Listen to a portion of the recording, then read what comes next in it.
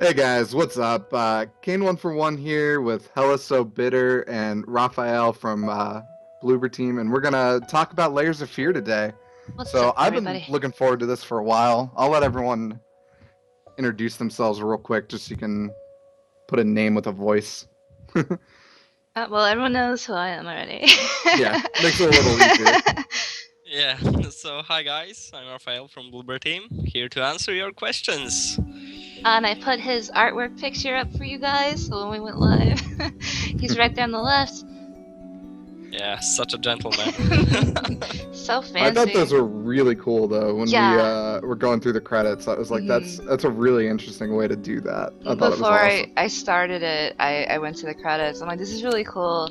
Like all the different pictures that you guys had for all the people that worked on this game. So yeah, yeah, it was one of the early ideas we had actually for the credits, but believe me, the artists really hated that. Did they? I really like the If you guy. have to, I'm sorry. if you have to do this for like 2 weeks, Mhm. and just this, it kind of gets a little bit boring, I guess, but it really looks awesome. So yeah, everyone was very, very happy. Yeah, I have to say that's probably one of the most unique like game credits I've seen in a while. It's Yeah. definitely really cool. So for everybody joining us, this is XBLA fans. We're gonna do a full run through of Layers of Fear. This came out yesterday, I believe. Well, today $20 technically. now. Well, Technically technically today. yesterday. It depends on where you're at. Depends on what time zone you're in. So we're just gonna go with it. But hopefully you guys have had a chance to pick it up if you want. If not, you should check it out and definitely give it a look. So I'm gonna let Bitter start the game up, and then we'll just start talking about it. Well, I started with the prologue because I didn't want to overwrite my collectibles. Because I've been searching for these rat pictures forever, and I don't want to lose my progress. It's understandable. It's those rat pictures, they take a while. Yeah, dude, I love them. I think the artwork for the rat pictures are actually done really well, and I'm gonna frame the ones from the press kit and put it next to my bed. That's awesome.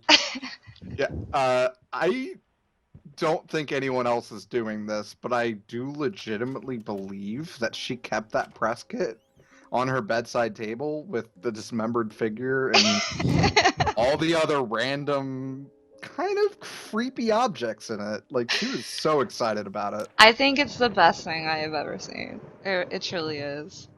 Whoever made that, I don't know if you guys had a hand in making the press kit, but it's great. It's truly great. We had the part of the idea, but actually the credit goes to Aspire Media, Okay. who is our publisher, and they actually did all of the heavy lifting of assembling it. So yeah, big kudos to the guys because it looks really, really awesome. Yeah, for sure. It's super unique, dude. I haven't seen anything like that. And a lot of people actually would like to buy it, you know?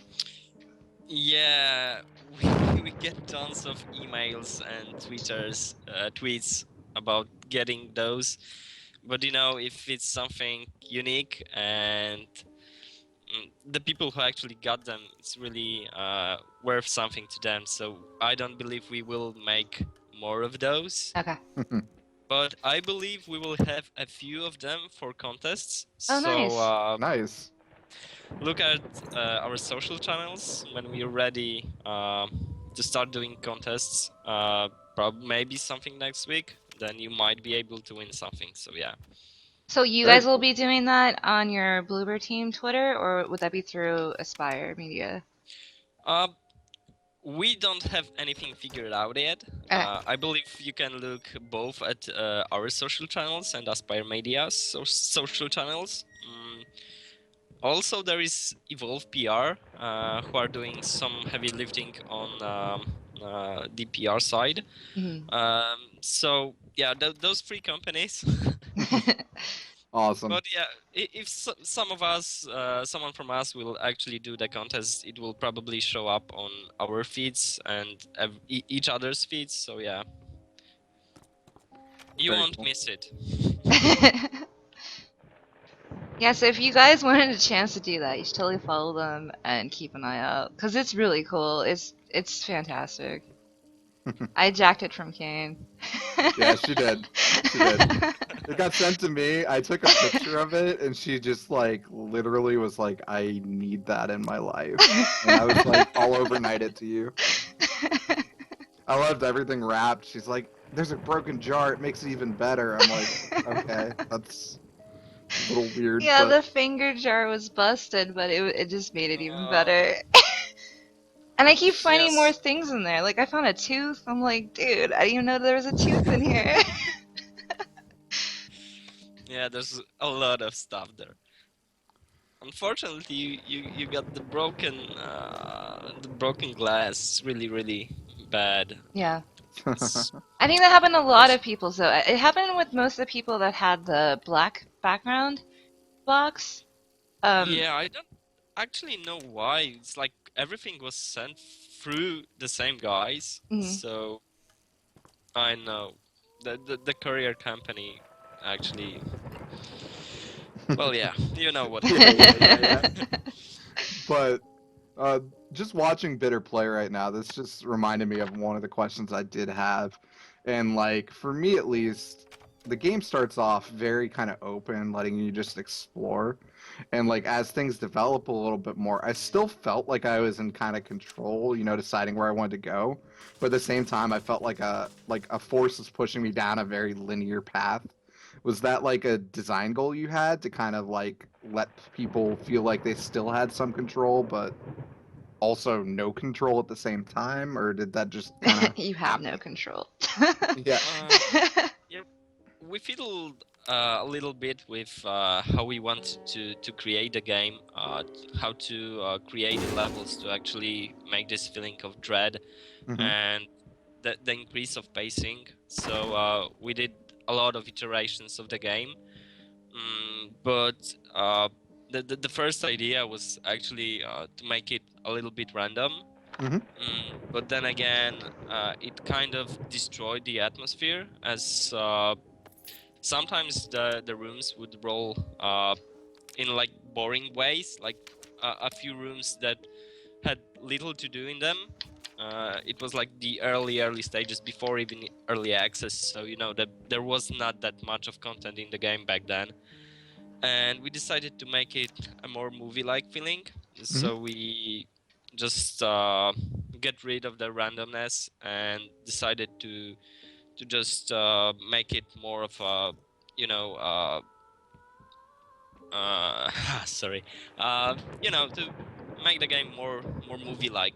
So everything would Okay. be set up, and we wanted to make it like it had some consistency in it.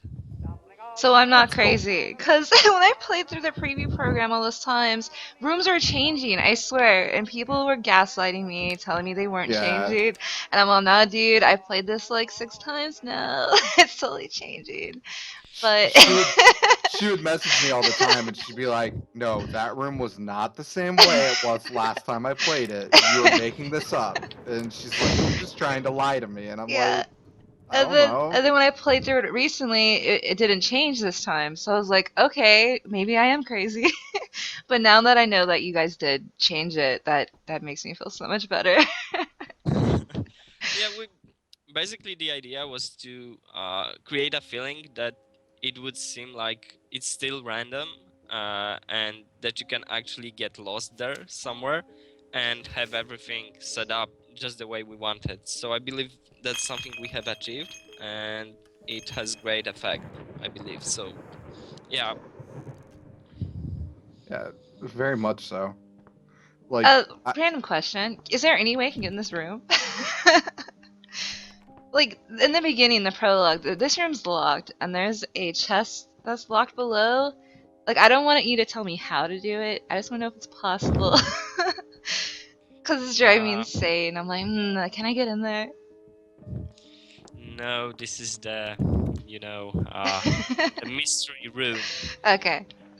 Might open someday. I'm Oh. not oh, okay. Oh. It might or might not, Okay. There's always a chance. That's but cool. There's always a chance, yeah. That's cool. I like it.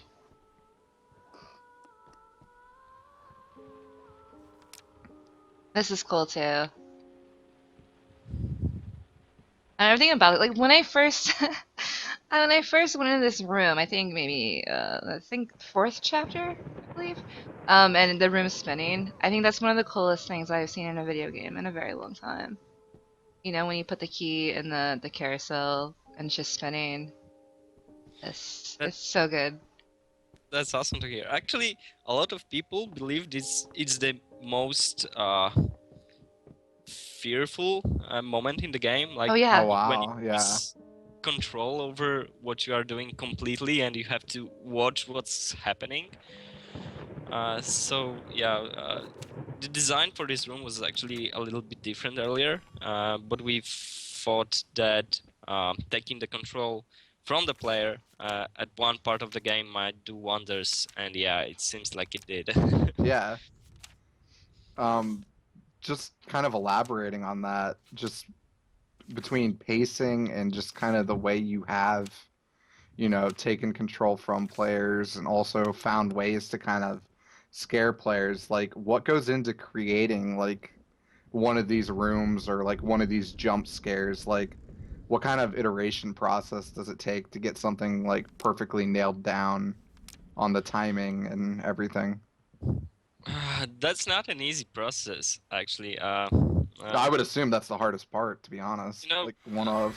Mainly we went with a gut feeling, because like here in Bloober Team, a lot of the people here are horror fans. Like they Mhm. watch, read, and play almost every horror game and book and movie that's out there, and we have an idea how it should work. So the basic process was like actually do everything on a gut feeling.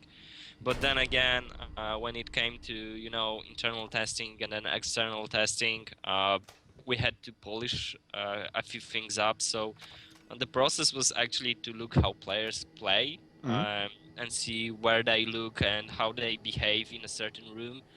And on that feedback, we were tailoring the rooms to actually to the moment they are right now. So it was a tedious process, but it was well worth it, I believe. That's awesome. Did you guys, like, come into work some days and, like, someone had just added in a new scare and tried to see if they could catch you guys off guard? Is that something that happened, or was everyone pretty aware of it when they were playing it through? There were a few, I believe, a few Easter eggs for other team members there, but basically not that much. Like everyone knew what they needed to do, and we were meeting and thinking about ideas. And if someone had a good idea for a room, that they were taking this and making it the way they feel they wanted to make it, and then would be a meeting, and we would see if it works, if it needs tailoring and stuff like that. So I believe a few times there were some Easter eggs for the team, but I don't really even know what they were right now.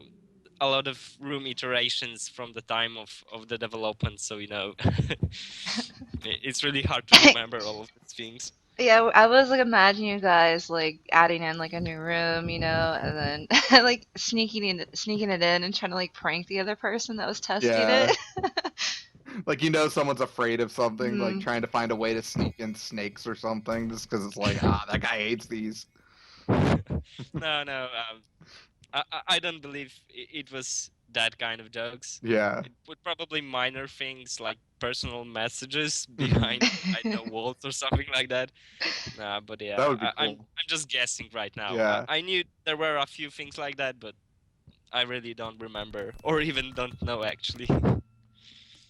Were there any like sequences that you guys really liked, but for whatever reason got cut because they just didn't work well with player testing, or you got feedback on ways to make them better? Like even though you Actually, thought you had something awesome, but it just didn't click for some reason.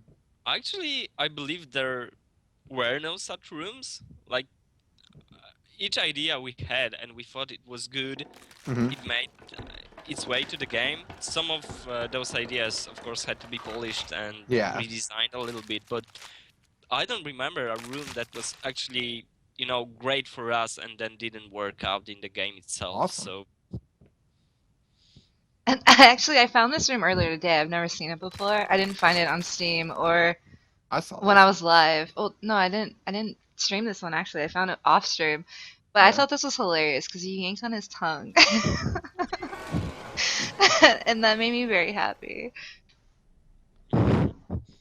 I think they knew I have deer trigger memories. And Yeah, this put that in game there was just like, for me. okay, there's people afraid of deers, so we're gonna put this Yeah. in Angry deer. here. But the game has a lot of those minor things that you actually can interact with. Yeah, I like it a lot. yeah, that to me is one of the coolest parts about this game is the fact that there's so much to kind of explore and to kind of learn about. And I thought it was interesting how you guys have a plot through the game, through the items that you have to pick up and whatnot. But at the same time, there's so many other narrative aspects and just like small tiny details, whether it's, a little note that's left in a cupboard or, something else written on a wall. And what made you guys kind of want to go with that almost breadcrumb style of like story delivery versus something a little bit more traditional? Uh, the main idea behind the game was to make it a kind of experience, Mhm. rather than, I don't know, an action game or something like that. So to make people interested in the story, we didn't want to give it like in front of them. Like you have to actually work a little bit to get the story, and you have to explore and immerse in the game. And that was one of the main ideas that we had for the game, and we fiddled with it a bit, and we have discovered that it actually works, that people are interested, and if the atmosphere is heavy enough, then people would at the same time fear of looking into all these weird places to actually find something, and again we're so interested in finding them that they would actually go for it. So doing this, we believe that people who actually immerse in the game and want to play the game and want to know the game will actually experience the most from Layers of Fear. And there's another streamer in our group, another female, and we both play Oh my this game. God. We both have different play styles and games we like to play.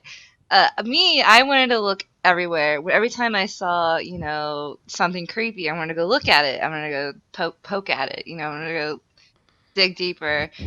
I think she played this game with her eyes closed the entire time, and she was just like this the whole time. This She was afraid to look anywhere. this game nearly ended my friendship with her because I convinced her to play it, and she's like, "I don't like horror games." I'm like, "Oh, you'll be okay. It's not that bad." I'm like, "I played through it. It wasn't that bad." And she's like, "What?" And then she found out I hadn't even played through it, and she's like, "What are you talking about? It wasn't that bad." So she was jumping constantly through it, and it was. I mean, I'm not sure if you're familiar with the game Gone Home, but we actually told her after she played Layers that that was also a horror game. So she spent the entire time she's exploring the house in that thing, waiting for moments like Layers, like just scared to death. And she, yeah, hey, what's up, She's Pam? in She just chat. walked into the chat.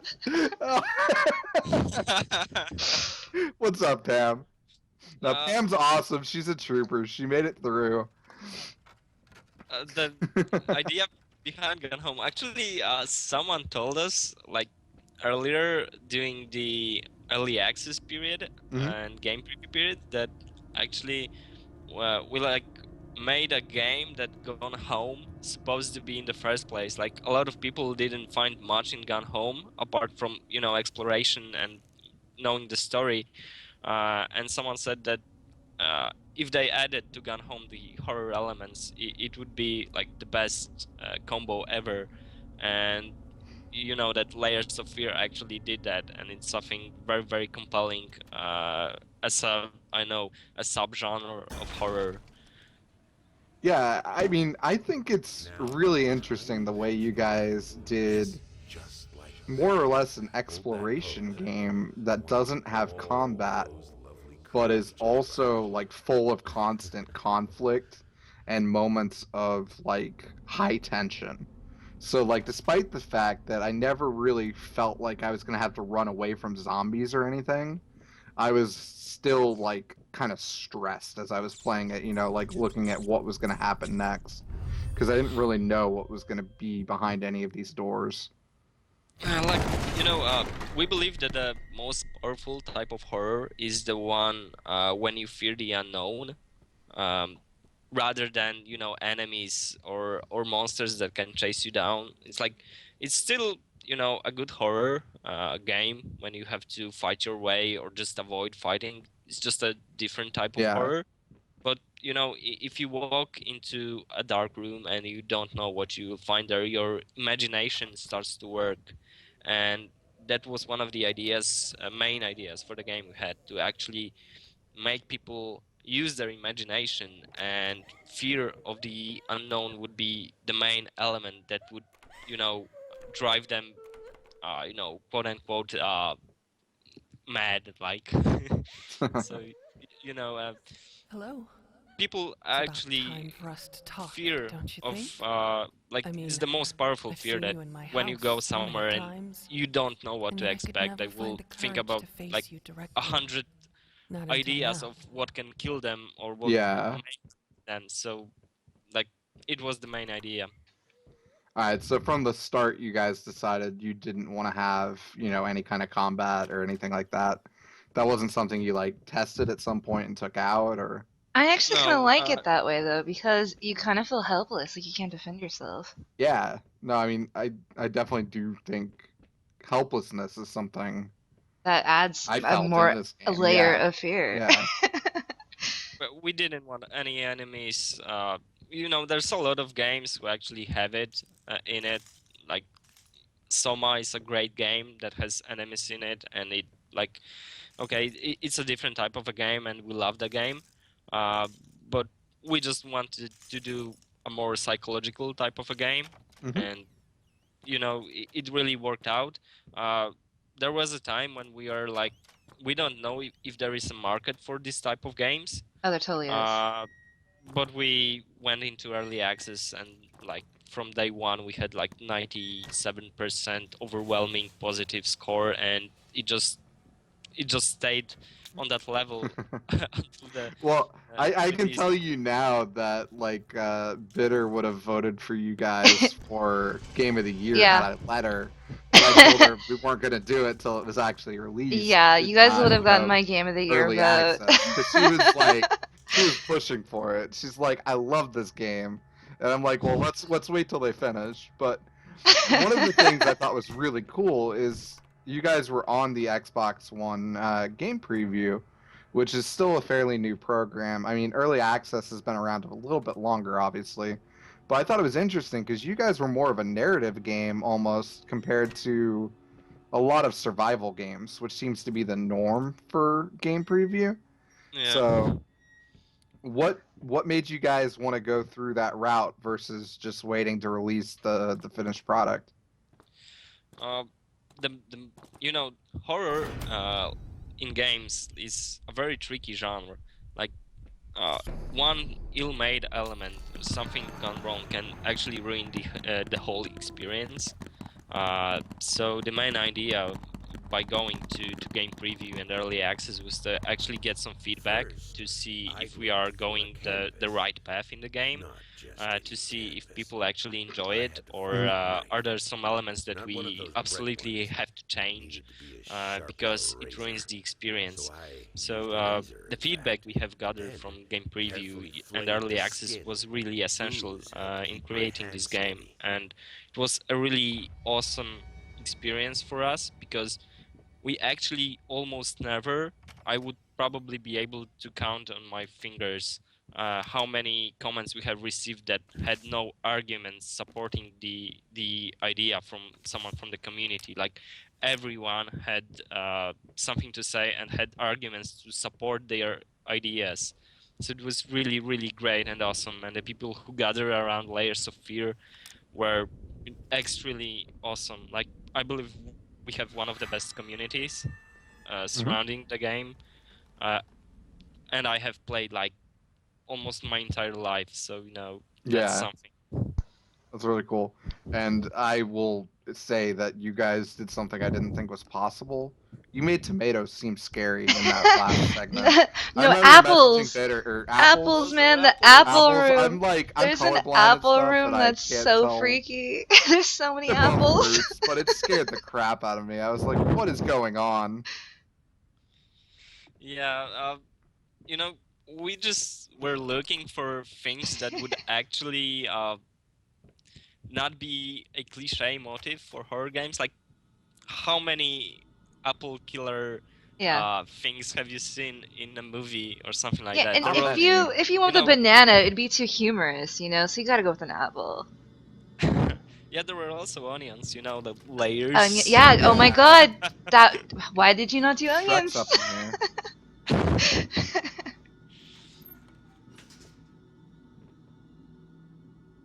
Are there any furry hands? I don't think there's furry hands, but there's that furry baby face, and that thing fur scares baby. the crap out of me. Fur baby's great. Fur baby scares the crap out of me. That's an actual portrait. Oh yeah, actually, That's when one I of the first cool played things about this, you guys used one of my favorite paintings of all time, which is the Nightmare. And I was so happy you guys used it, because no one even knows that's an actual painting. I'm like, dude, that's my favorite, and you guys used it. It's great. Yeah.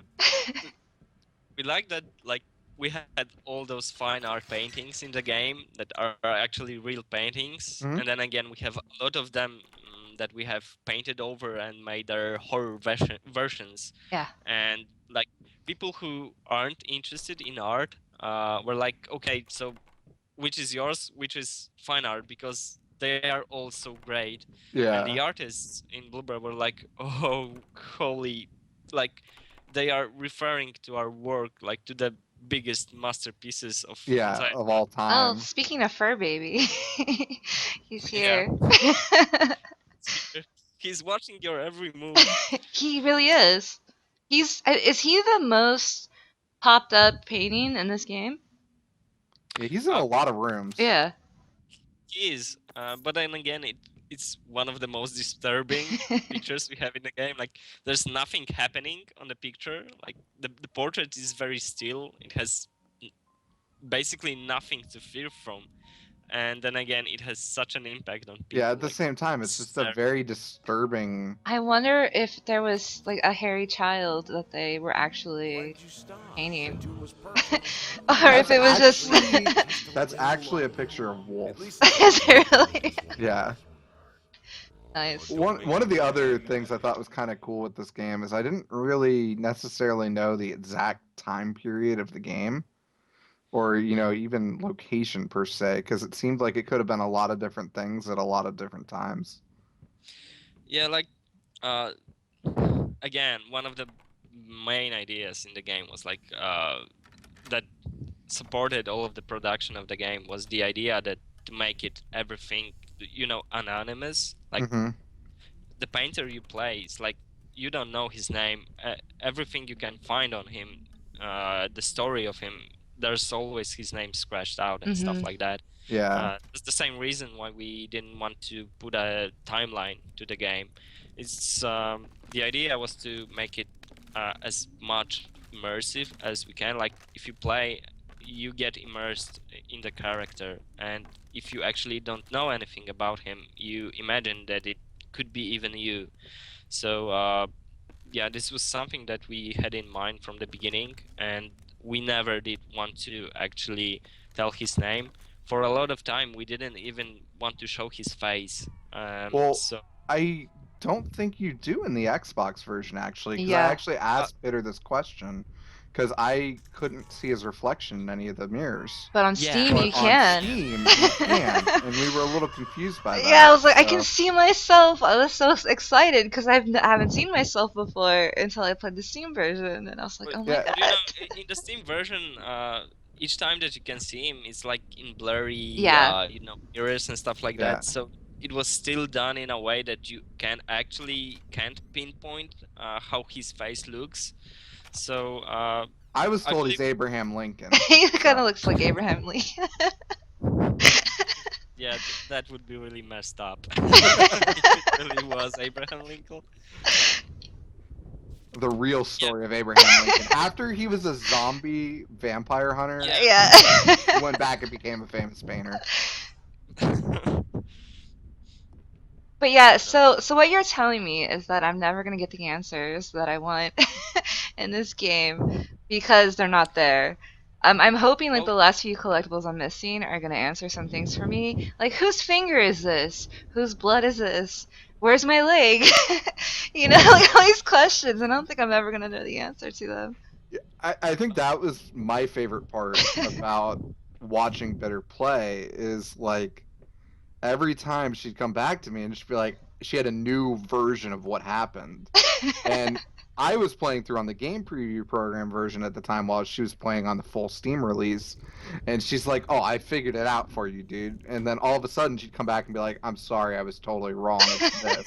And I think that happened like 3 or 4 times. Yeah. So we still don't really know anything I about what's still going don't. on. And that's I'm I was completely kind of curious clueless. if that's intentional or if there is like a real canonical like version where it's like, okay, this is what happened and players can eventually figure it out if they find all the clues, or does it kind of change up each playthrough or something? Or did you leave it open for a possible Yeah, or did you sequel? intentionally leave it open for interpretation and whatnot? So yeah, we left it open for interpretation. Like Okay. we believe that the experience you get from the game kind of makes you wonder about what would you do if you were in such a situation. You know, you had a life tragedy once, then the second time, maybe then a third, and how it would affect your life.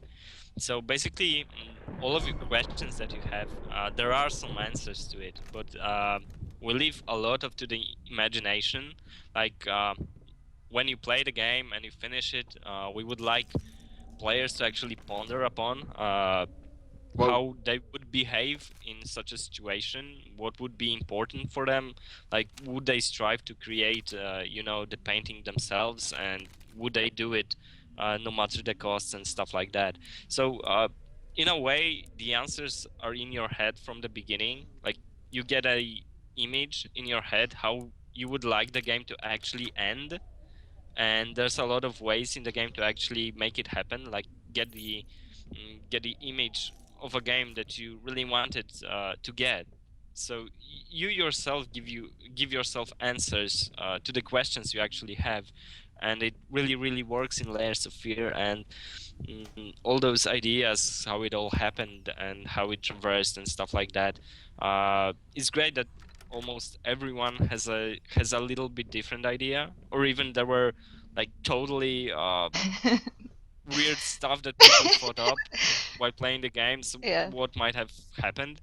So it's really awesome for us, and it's really a great read for us to see the feedback coming in for the plot and what people really thought happened.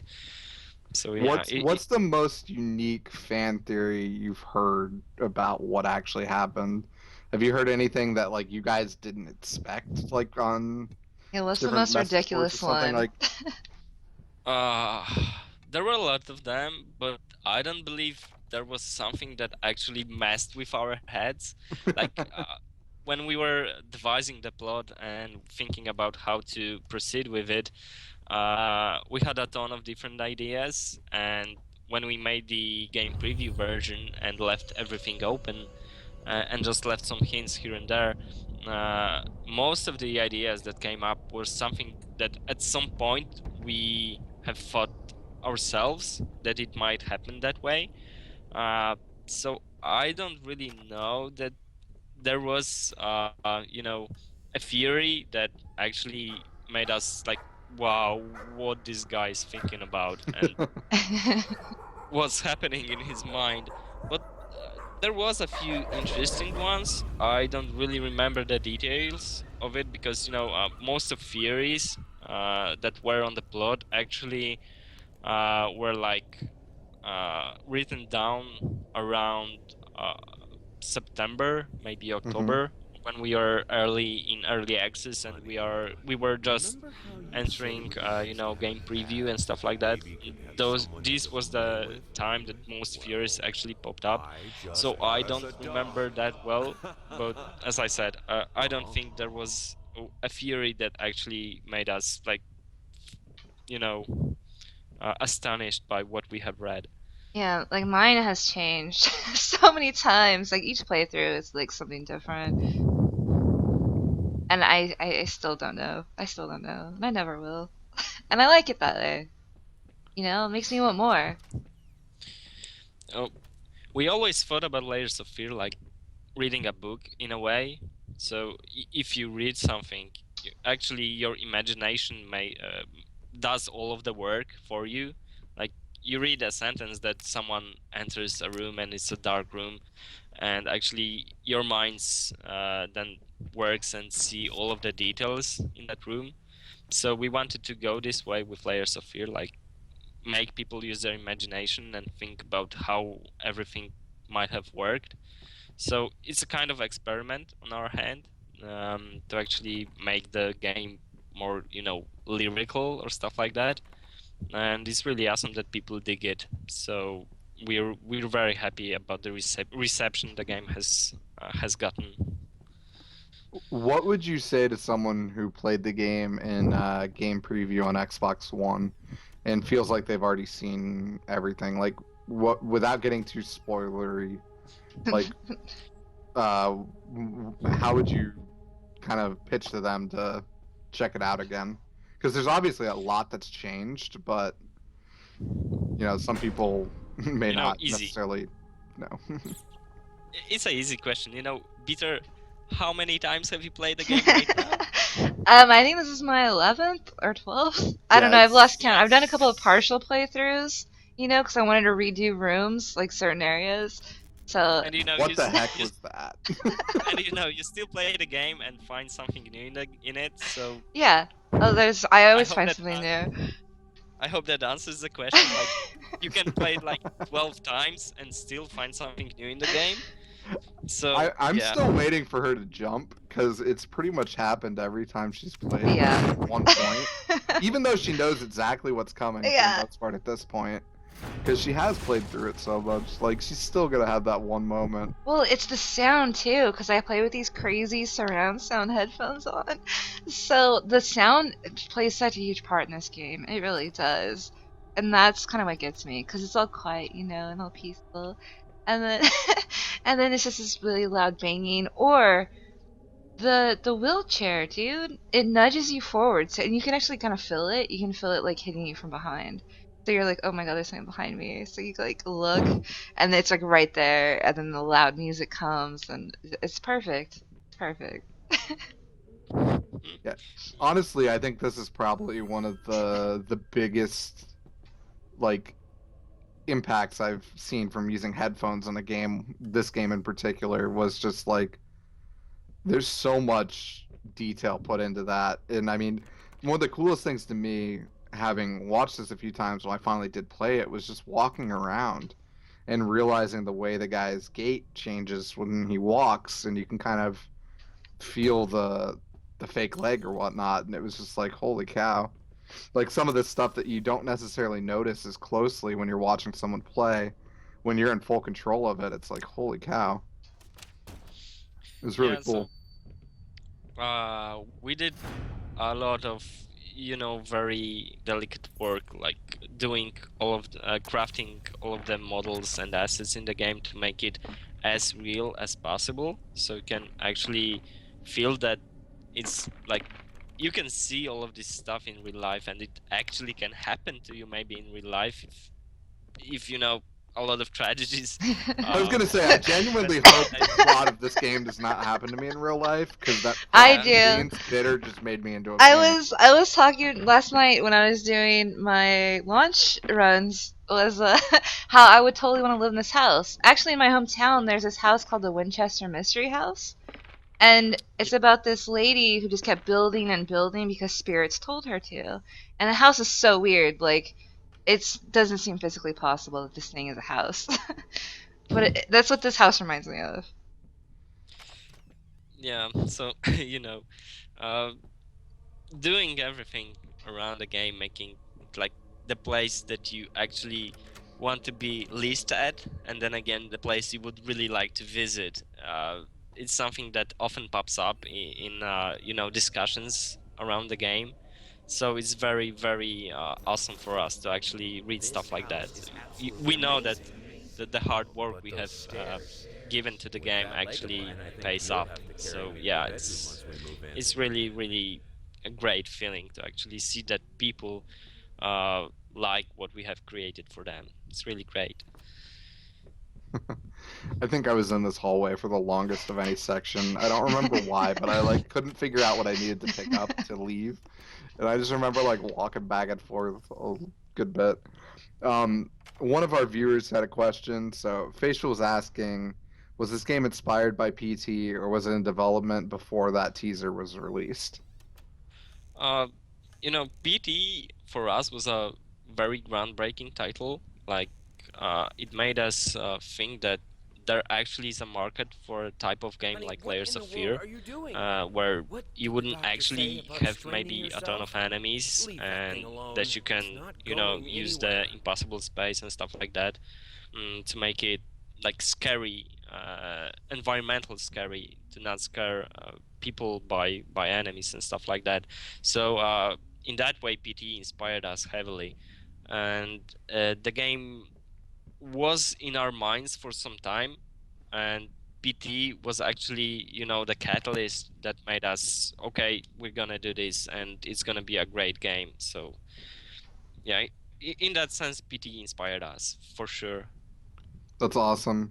I think Bitter said her favorite room is the one with the spinning thing. I think this was my favorite room. So I thought this one was really cool. I actually got stuck here in the preview program for a while. This room, and right before you get cut off in the preview, I believe it's chapter 4 or 5, when you go back to your office. Yeah. I never looked up, so I was just stuck there with phones ringing. Oh yeah, I had I the was there like exact 30 same problem minutes. because I was sitting there and I was trying to go through all the bookshelves and I'm like, I'm gonna find this phone, and then I looked up and I'm like, oh, it like the room turned into like an Escher painting and there's like stuff everywhere. Yeah. Yeah, so those moments that you actually can miss something awesome while playing because you didn't look in the right direction or stuff like that is actually probably one of the most powerful things in the game, because when you so I didn't see much fun in the game. This game is like, okay, it's bad, and then the same day you watch someone playing it online and see all of the crazy things happening. It's like, oh shit, I was playing the game wrong. Yeah. I want to go back to it and play it again because, oh my god. So yeah, there's a lot of stuff like that, and the office room that expands was probably one of our greatest achievements in our mind. Like, we were so happy with the effect it had on people. It was really, really awesome for us. I really like this room in particular just because I thought the way the music kind of morphed was really cool, and then the whole concept of changing it and then having to unchange it to escape was kind of neat. him even talking about the blood and how he had the taste of copper in his mouth is just so haunting and Yeah. perfect. But that's just it too. Like you're never gonna know whose blood is it. Is it yours? Is it someone else's? Is it your dog's? Is it your kids? Is it your Yeah. wife's? Is it He the started to get butler? really creepy when he like it was a little sane seeming at the beginning, and then all of a sudden I'm like, I don't want to meet you. Was kind of what was going through my head. uh, the Yeah, so turning though the is main difficult. protagonist Yeah. Oh, go ahead. really some good ideas. But yeah, this room was like in the first iteration of the game, like before early access. There were a lot less hints to actually finish this level, and a lot of people got stuck here. So yeah, we made all of those different hints to actually let players know that it's something they have to do. But we still get uh, a few times in a week. Well, maybe not now because a lot of people know the game by now. But Yeah. they're like, "Okay, I found a bug. I cannot leave this room." And we're like, "No, it's not a bug. You have to look closer." See, I think that's probably why I like this room is because like I had it in my head a certain way it should work, and it worked identical to that, and I was like, that's awesome. Don't you You like know, when games do that? yeah, it's like it was just really cool because it's like I was hoping that was how it would work, and it worked. It just worked. It was super neat. This is cool too, because this wasn't. I don't remember this in the preview, but it was in the Steam version, and then on obviously the full release version. But this note, how it changes, and it I also was gonna say changes I on don't how you're remember that. playing. Um, I've noticed, like, if you die or not, and I say die in quotations, because I think it depends on, or collectibles maybe too. I'm not sure exactly what affects the outcome. And I was trying to figure that out. And that will be a secret. Okay. So yeah, the game actually, as you said, works differently for each player, and that's something that corresponds to what I said earlier. Like we want it to be an unique experience for each and everyone who plays the game. So I won't spoil, the Out way of how it works. Yeah. Uh, so just people don't play it like, okay, this is the power play I need to play to do this and that and see this and that. We just want people to actually play the game like they want to play and see all the things that happens when they make a decision to make something. So I take it you guys wouldn't consider this game to have like in air quotes best ending. So I know like with a lot of games, like there's that you got to get all the stuff to get the best one. This one, it's whatever ending you got is kind of the best one for you in a sense. Well, that's Yeah, weird so because I've had all three endings, so Yeah. or more. There could be more than three. I don't even know. I've only seen three, so I'm not I'm spoiling curious anything. to see if there's more than three. I'm not spoiling anything. You will just need to play and see for yourself. I thought this was cool too. The piano wrapped in chains. That one room is really spooky too. Like the one that was in preview when you have to pull the chain down and you just hear like the screaming. Um, and then in the full release, when you go down into like the basement and you have to pull up something from a hole, that was so scary to me and so great. So yeah, so you can in that room we call it the torture chamber. Okay. So you can pull the chains and actually make the torture, but there are ways to actually avoid it and leave the room without torturing anyone. So Oh, okay. there's a lot of stuff like that in the game. So it all counts, to a different experience you can get.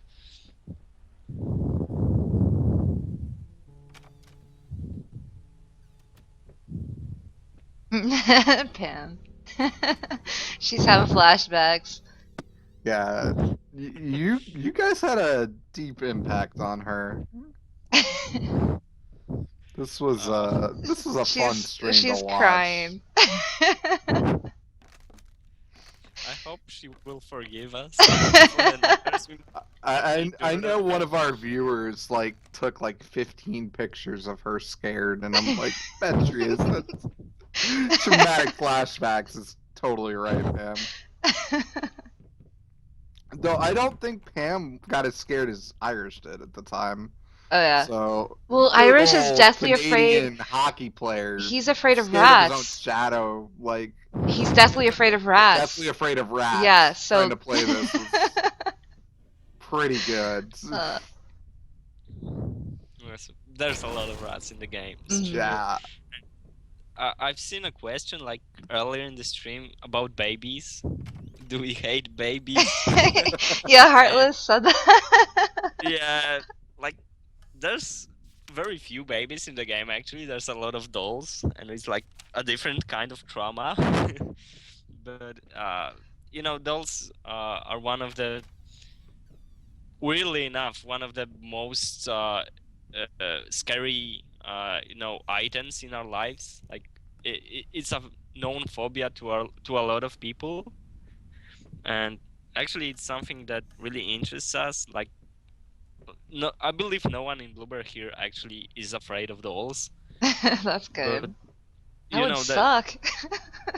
you know, it's such a known phobia. It's really, you know, interesting why people are afraid of all those dolls. Was it, you know, the pop culture movies that actually horror movies that actually use dolls, like, you know, being as hellspawns and, you know, the devil's minions and stuff like that, or is it something really, you know, embedded in us? Like, I know from what exactly, but it's really interesting that people have those small phobias. Like, you know, if we would add a clown to the game, it would really fill the whole void of phobias that you can actually Yeah. see.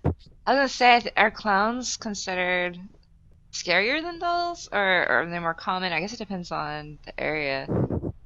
Also, I Yeah, want to praise you guys for using the word pleb in this game. I was so happy when I heard that. Right? One time I remember we got, you know, a question like, what is a pleb? The I've never filthy heard casual. It's like, okay, just type the, you know, Urban Dictionary and see. Well, I forgot thought what it was kind it's short for. It's short for another word that means like a commoner. Yeah. But yeah, I was so happy, and I was just cracking up when he said it again, like right now. So yeah, it's perfect. It's one of my favorite words. Yeah. Plebeian. There you go. There's the word. I don't know if I'm pronouncing that right technically, but I thought it was just funny, funny basically seeing him say filthy casual in a sense. But we did have 2 questions from viewers real quick. And I think you kind of hinted at the one a little bit. And I know you guys said that the picture of Dorian Gray was an influence. I know that was quoted at the beginning actually of the game. But Moist wanted to know if there are any other like movies or pop culture that you guys were heavily influenced by. Well, you know, it's a difficult question. Like, okay, the picture of Dorian Gray was our main influence in the game. So that was something we were revolving around, creating the game. But there's a lot of other games and movies and, you know, comic books. But the tricky thing about this question is, like, as I said before, a lot of people here in Bloober are very fond, you know, fans of horror.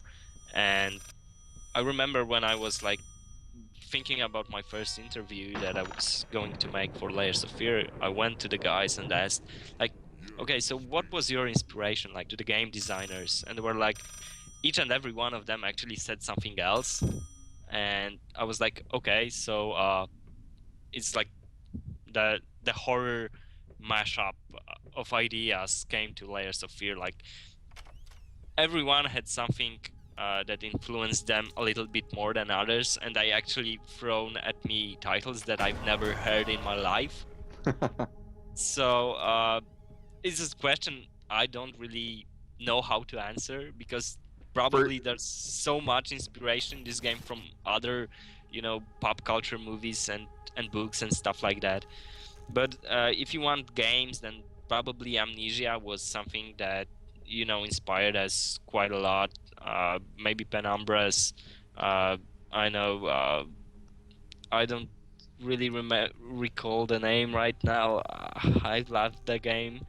I know Eternal Darkness and a few other titles. Probably Nintendo at the time had a lot of great horror games in their lineup, like in GameCube times, and a lot of people here also are Nintendo fans, and they played all of those horrors. So yeah. Well, Very cool. you guys started out making games for DS, right?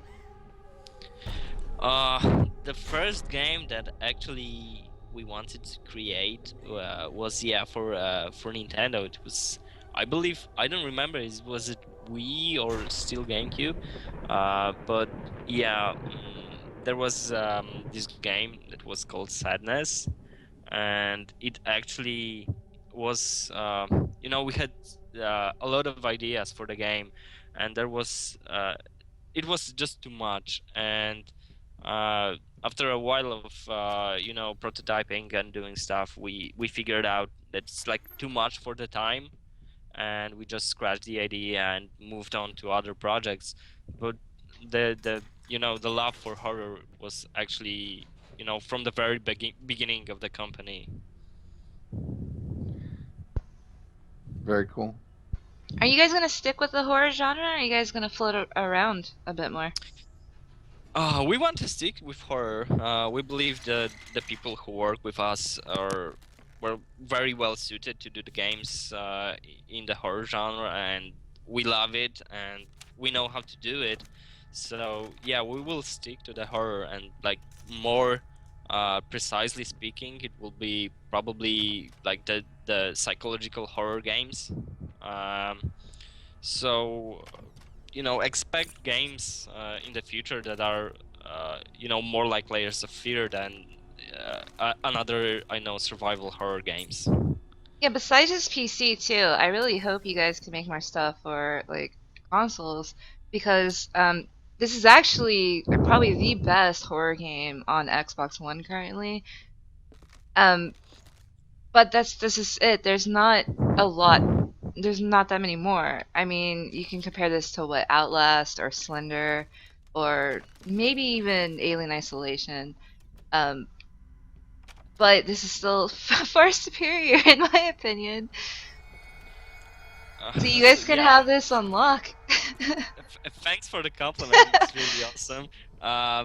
But yeah, we are thinking about, of course, consoles, and probably, I believe that the future games we will create will be released on both consoles. Maybe even, I don't know. We want to aim for the consoles and the PC market. So yeah, so expect our future games to be available on the Xbox and on Sony. If nothing weird happens, yeah, we should be available. Very cool. I saw Facial had a question that I didn't get a chance to get to yet, but he was asking about the voice actors and if there are anybody we should recognize, or You if should. it's Actually, you should at least recognize the main actor for the who's playing the painter. It's actually Eric Bra, who was the voice in The Walking Dead, the Telltale's Walking Dead, that makes sense. and a few other games. He's like the voice of a few characters in League of Legends. Oh, Cain, that's your game. So yeah, he's a well-known actor in the game industry, and he's really an awesome guy. So Holy shout crap, outs that makes to so her. much sense now, because now I'm just hearing him go Draven. The moment you said that, I'm like, Draven. Yeah, that's true. And not only Draven. but I will Yeah, leave it. he's got Jack Now from you can Office imagine him Space. talking about how he has a taste of copper in his blood all night. Yeah, he's gonna be spinning his axes, looking for his payout, saying copper. That's really cool.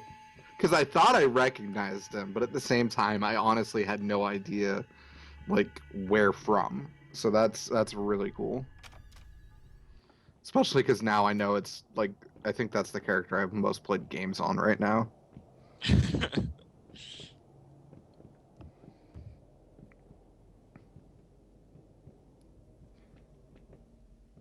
I thought this was really cool too. This is a cool effect how when you get to the basement and the covers over the furniture down here just slowly evaporate, dissipate.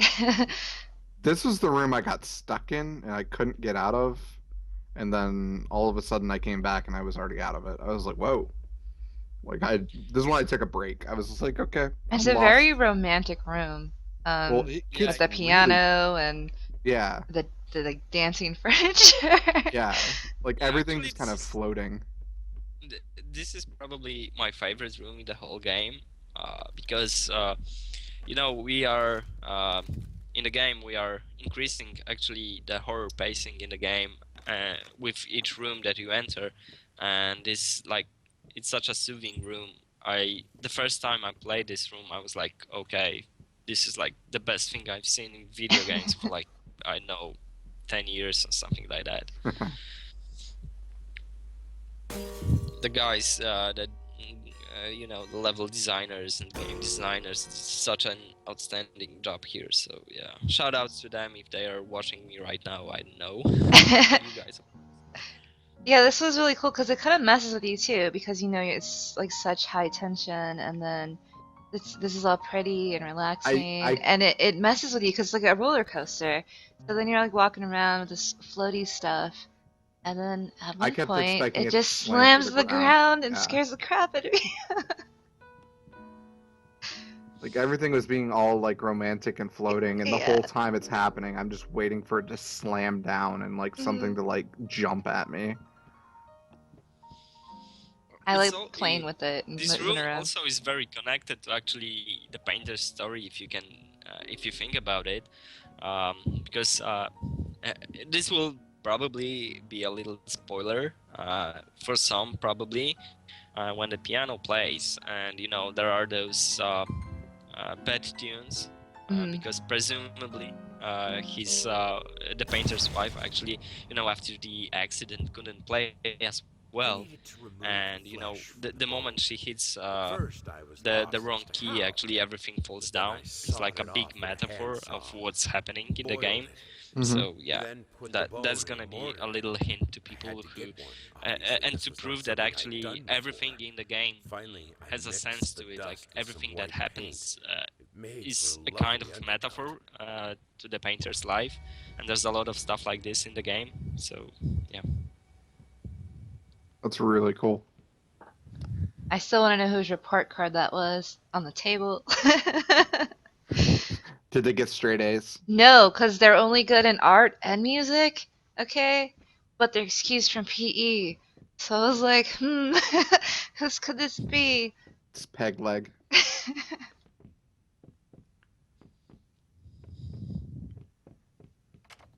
Did anyone else in chat have any questions? I think Raphael here is running out of time. I don't want to keep him too long. I know he's a busy man. Yeah, busy time actually, you know, launching a game could really mess up your, you know, social life. I would assume. Yeah. But it's well worth it. So if anyone is thinking about going to the game development industry, you probably won't have much time on your hands in some periods of the production, you know, crunching and stuff like that, but it's well worth it.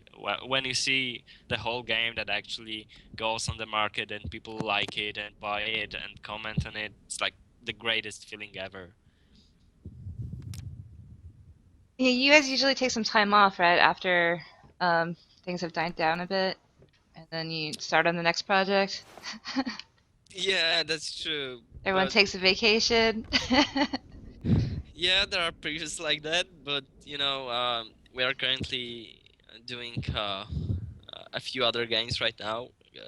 Some are more advanced, some are being conceptualized and stuff like that.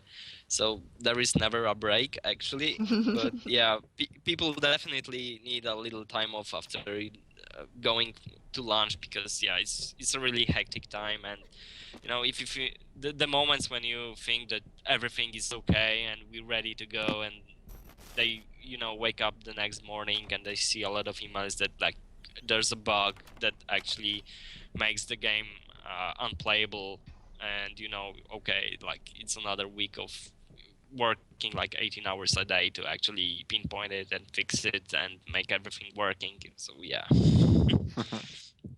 it has its downsides, but And definitely well this worth it. black stuff in this game, it's so cool and weird and spooky. But what is it? What is it? It's like liquid latex. Yeah, I would answer that, but then again, use your imagination. Isn't that the same stuff that you dye your hair? What? That creepy Whoa. black color? That shiny black color? That's a nice theory. Like You asked shoe what was polish? the creepiest I guess. idea in the game. Like you're getting close there, man. Facial was asking if you guys have thought about doing either prologue or epilogue DLC. It's something that we have in our minds, but probably we would need a little incentive from the fans. Like if we see that there is a high demand for a DLC to the game, then we will probably make one. But for now, it's like we are thinking about it, but can't give you any promises right now. Well, I remember around, I think it was either Thanksgiving or Halloween. You guys did this contest where if you got to a certain room or you found a certain room, you could get a painting in the game. Yes. So it's kind of easy for you guys to like hotfix or patch in new content. Is that something you guys are considering in the future, maybe? Yeah, it's we have all those smaller and bigger ideas that we can implement in the game, like for events and stuff like that. Halloween was a great period to do that, and we had this spirit board that you can actually type a lot of things and stuff would happen in the room. And yeah, we actually made a contest where when the three fastest people who discover all of the effects could win their portraits in the game, and they are in the game. You can see them. I don't really remember in what rooms they were, but because placing their portraits was kind of we had to figure out in what rooms they would fit, and they changed places a few times during the production, so I don't really recall where their portraits are right now, but they are definitely in the game. Is there only one copy of the image in the game, like per person? Yeah. Okay. Yeah. Because I've noticed There's- a few that are only in one room only, and a lot of few of the others are the more fine art pieces are repeated. So I'll keep an eye out. Yeah, keep an eye out. You can. I believe you will know which portraits are those when you see them, because they are not that her-like. They're straight normal portraits that you can find in the game. So if you see a portrait that's not going all weird on you, that's probably one of those. Okay. Game on Full has been asking about the graphics and like what engine this runs on. Is this something you guys did yourself, or is it one of the bigger engines that people would be familiar with? Actually, it's Unity engine. Unity? Yeah, that's what Moist was actually guessing. A lot of people think this is Unreal, but it is not. It is Unity, and we believe we did a great job to make it look like this on Unity, and the guys from Unity actually spoke with us, and they said like, great job, you really did something great here with the engine, and yeah.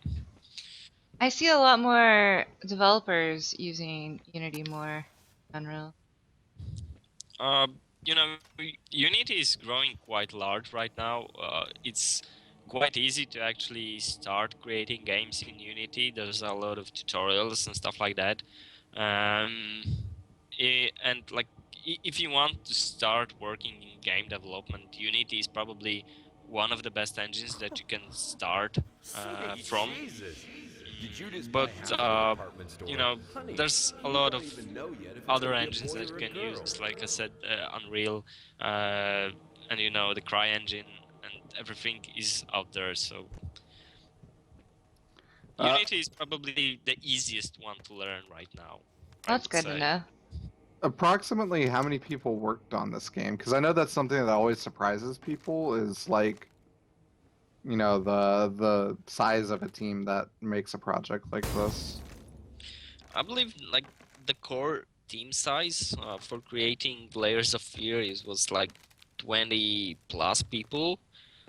But then again, we were working on a few other projects at the time, so those people had their input in Layers of Fear also. So you would have to open the credits and actually see how many people are there, but it's definitely more than 30 or maybe something even 40 plus that had actually influence in creating the game and did something in the game. So yeah, I watched the credits on both Xbox and Steam, and I like how you thanked the community on both for all the input they put, like the Steam community and then also the Xbox community. I thought that was a cool little thing. Yeah, it would be really unfair to not thank those people, because they really did a lot of hard work in pinpointing bugs and commenting their ideas in the game, and their constructive critique, everything that they said. We probably read each and every one, every comment that actually was posted on Steam discussions and on our forums that actually covered the Xbox people. And yeah, they really had a really big input in the game, so it was really a no-brainer for us to thank those people, because they literally helped us create this game. I'm kind of tripping out because this is new to me. I have never done this. This cat was never here before, and I gave it a potato. You pet the cat? Dude, I kept trying to get you to pet that cat. No, I don't know. This is new. I've not seen this before. So I was like, what happened? Oh my god, the cat's here. But yeah, like I said, every playthrough, there's something. I find something new. Great. Hello, kitty.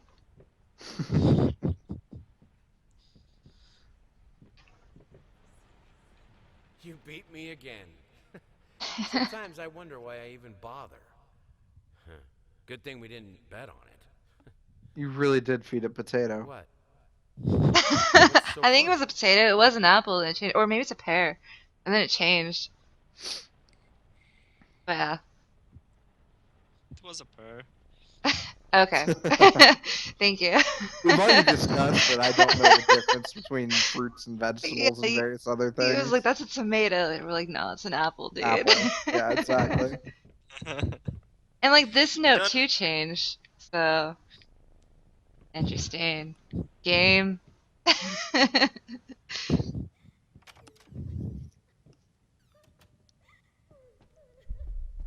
This was really cool too, all the chairs piled up.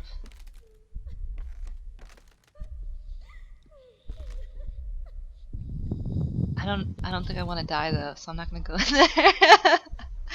I tried doing a run where I died every time, or not really died, but like I would always try to get myself in weird situations where I'd have to wake up somewhere else. And then I did another run where I tried to avoid any crying that I could.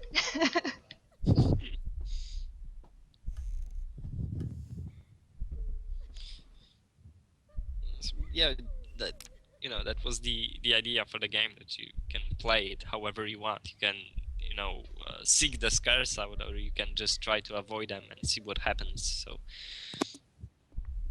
it's This great that you tried both methods actually.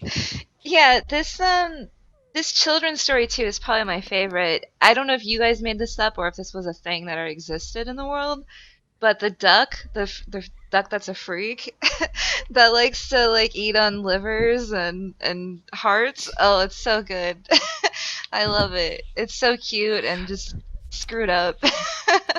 This was our idea. Yeah, I got a message from her saying I found the best children's story ever, and she starts reading it to me, and I'm like, this is awful for children, obviously. I'm like, please don't. But that most of the children's stories that you can read Yeah. today are very polite in terms of what they actually were back in the day when they Yeah. were written. So Yeah, it's always Context. interesting reading the original like Grimm's fairy tales versus the Americanized versions, which are Yeah. much more Disney, happy singing animals, not people cutting off fingers and toes to fit things into slippers, and all Yeah. the other crazy stuff that's happening. Yeah, that's true. And something that people rarely think of, that like what was the original story actually, because everything undergoes some changes in time, and digging in to actually read the original ideas, those people are almost ever like, what the hell is happening? Why is it so gruesome? Or why did he lost his arm or something like that? I didn't remember it from the Disney movie from 1994 Yeah. or something like that.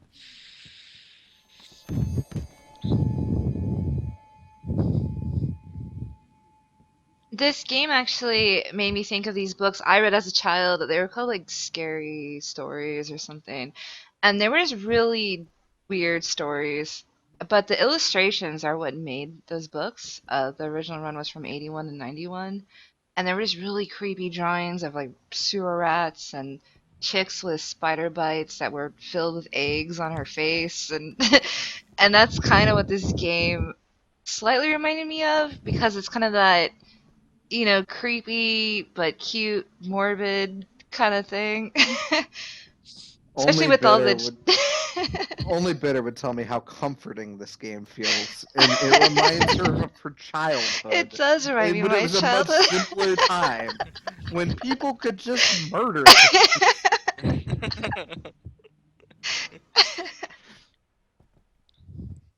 But it's kind of a little sad that there's so little more scary stories for kids. Neil Gaiman, who's probably my favorite author. Sandman. Yeah, I'm a big fan of Sandman. I actually have the first issue with a signature of Neil Gaiman. So Oh, yeah. you are so lucky. I'm so jealous. That's awesome. Yeah, it was a really long trip to actually get it, but yeah, I was so happy to have it.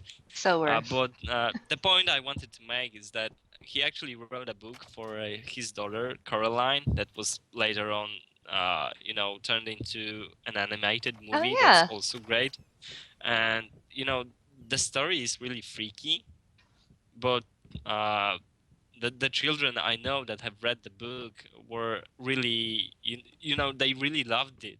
So these contemporary, children books that are very happy and are very neat and polite and stuff like that isn't as exactly something that children really want to read. Yeah. Only like having a little scary stories in contemporary They're good for children's you. literature would be really, really awesome, but there are so few authors who actually write stuff like that today, which is really, really sad. Yeah, I don't know why like everything is so sheltered. I think a kid could play this and be okay with it, maybe. What is the rating on this game, anyways? I didn't look. I know, but Uh, Pam and another streamer of ours, like she cried in it. So who knows? I I think it depends on the child, maybe. But I think I yeah, could find a few kids that would like this. Maybe like a 9-year-old or something. I don't 9-year-old remember. Bitter would have loved it. I Of believe course. I don't remember if it were on Steam discussion forums or did we receive an email, but there was this young mother who had like a 10-year-old child or something like that, or 12-year-old child. She wrote that said that this game is really awesome, and she played it with her kid, and the kid was really hyped for this, and I believe it was a daughter, so yeah, that she really loved it and was one of the best things that she could actually play. So we're like, oh, yeah, this game has like a 16 plus rating in Europe and 17 plus rating in the US. And we're like, yeah, thanks for the compliment. That's great. Yeah, it Well, like, definitely suits some that's children. just it. Like when I was a kid, like I grew up on like Texas Chainsaw Massacre and like Evil Dead. So I don't know. Like this was kind of made for me in a way. One of the first games that I have ever played on a PC was what is it called? The horror game that had like the movie cuts in it. It was like with real actors. I've lost the name. Damn it. Oh. Uh, I will probably remember in a second, but they were like, vivid scenes where a guy was being stapled on the mouth, right? Like just some very horrific, scenes that would, in the contemporary world, would say that it will, change my mind, and I will be a serial killer after, watching stuff like that, and I was like, whoa, it's a cool scene. I think Facial says it was Yeah, Phantasmagoria. Phantasmagoria. Right. Thank you, Facial. Yeah, but it was probably one of the first games I have played on my PC back in the day. So you might imagine like it was not something that really destroyed my mind, but actually I would say kind of expanded it. Like okay, Yeah. there's a lot of other stuff in it. It's not like just Bomberman and I know Sonic and stuff like that. There's more creepy games out there, and they're quite awesome. So yeah.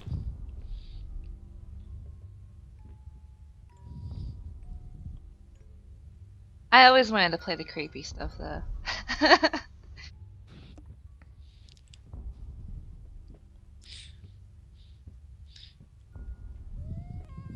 Yeah. Fun fact about me is like I'm not a big horror game fan. Like I've played a few, but I get immersed too much in the game, so I get scared a lot. So I'm still waiting for time to play actually Outlast, which is Okay. hanging there in my library waiting to be played. The second But one's coming out soon. yeah, and kind of hyped for it. So probably when I know the release date of the second Outlast, I will go play the first one. But actually, the game that scared me most when I was a kid was actually the first installment of Diablo. Really? Really, because of the genius sound design that was in the game. Like, I would play on my headphones and like hear all those, creepy sounds that were in the game. That you would go into a level, and I was just like my imagination ran wild. Like it was a isometric look and stuff like that, but I would picture it like going through the dungeons myself, and thinking about okay, I'm gonna turn this corridor and there will be a big monster that scream fresh meat and stuff like that. Like yeah, this is so cool. It actually frightened me more than Phantasmagoria did, and that's something because of the sound design and the idea that Layers of Fear has, we have put so much effort in the sound design was because of that reason. Often, the sounds and the music make a bigger part of the atmosphere than the graphics itself. Oh yeah, for sure. Like I don't know if you change the sound in this game, it would change it. It really would. Yeah, we've changed some sounds in the game for the full release, as well as we have added some new music tracks to the game. Facial wants you guys to make a Hellraiser game. Yeah, I've just read that. That's an idea. Was there ever a Candyman game? I wonder. I don't recall one.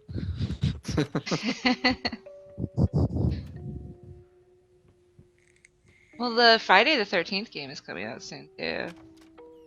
Oh, it's my favorite room. Hello, room.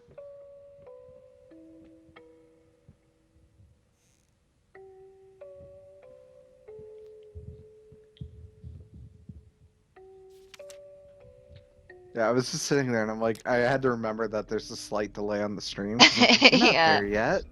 Like, what are you talking about? Yeah. I think it's 30 seconds or 15 or something. Yeah. This was Pam's favorite room too. Was it? And my in the favorite, sense you of, mean? I'm pretty sure she cried. Yeah. I believe she's freaking out on that. Get out now. You can live. You could be okay, Bitter. You don't have to die. Does it? Okay, so for you, the Jack in the Box is not already out. No. I swear when I was here, the Jack in the Box was already out, and I was trying to pull the lever. Well, you and haven't nothing played the happened. full release, have you? Not entirely. No. I can see one of our game designers on the chat, and he's like, "Yeah, let's do a Hellraiser game." Nice. Dude. I'll support it. Let's do it. Bitter will promise to play it at least 11 times. Oh, look, a rat picture. Yes. So close. I think I'm missing 2 now. I was on a mission to try to get all the rat pictures last night, but I did not succeed after 6 hours of trying. I think I was missing 3. You actually had a lot of them, Yeah. as I've seen on the wall. Yeah, that's quite an achievement. I will get there soon. Like, this part right here, though, is so bright for me. I don't know if it's so super bright for you guys. Like, it's blinding. Yeah, I'm surprised your favorite room is the one with all the, like, bright Oh, hearts. you want to know fluffy why it's my pink favorite? things. Because of this. It's great. It's just perfect. My favorite, too, is the doll who's just banging his head against the bed. Whoever put that in there, I love you. You're awesome. Whoever's idea that was. It made me laugh and smile.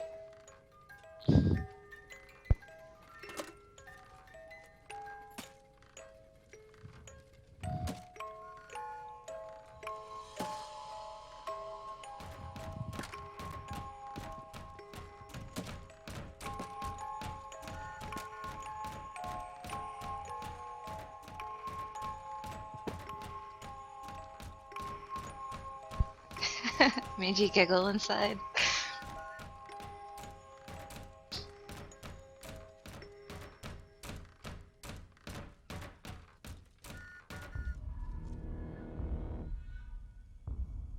Wow, this is just so cool. I think the timing you guys did on this was perfect too.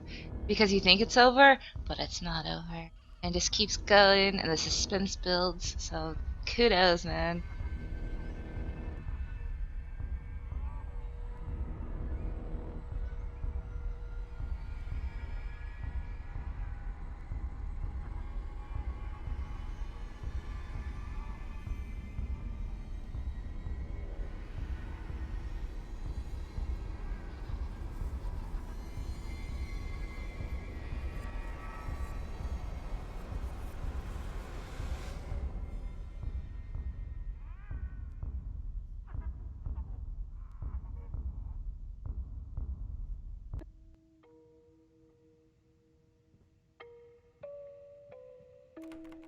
Ah, I'm not ready to leave yet. This was a special brush. Like a horsehair brush, but Are you guys still there? that It got really quiet. hesitated. Will this really work? Yeah, no, I was just muted because I was trying to watch I was it. Okay, back. I was like, Besides, it's not like I can just put it all back and forget the whole thing. So this is okay. So I believe this is like toward the end of where you're at. I don't know why you just got timed out for saying ET. So sorry about that. I believe it thought it was a link. oh yeah. Bad bot. Yeah, Bad Moobot signed that Moobot. guy out because he thought it was a Moobot's link. being a little ragey on one of the developers today. Yeah, there was a Saw game. We played it around Halloween. There was 2 Saw games and they weren't that Yeah, great. they weren't very good, but Oh, this is new. Oh, I love Whoa. new things. This is awesome. I wish Heartless still awake because she will like this a lot. This is perfect. what's furry hands? No, just wait for it. I know Heartless's favorite thing is furry hands.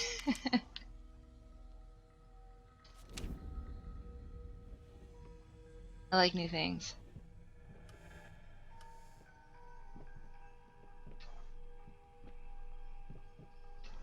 Can I pick this up? I don't think this apple is here.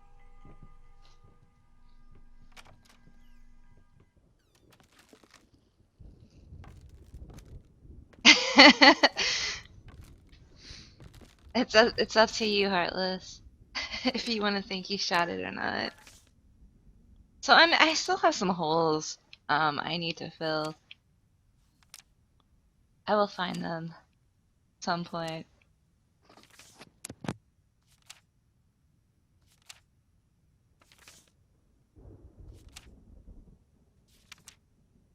I'm trying to not show the text on these so people don't really know the whole story, so they can play it themselves. But yeah, I believe I'm missing 2. I think there's 14 rat pictures, I believe. Oh, getting there. My collection will be complete.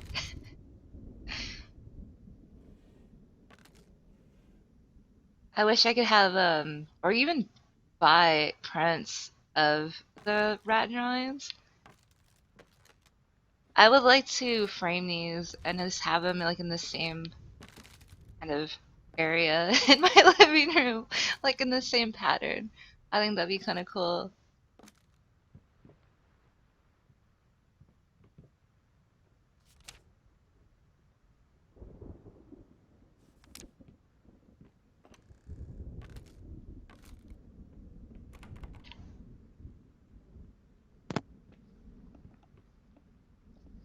Am I Yeah, all we alone asked, again? we asked if they hated babies, Heartless.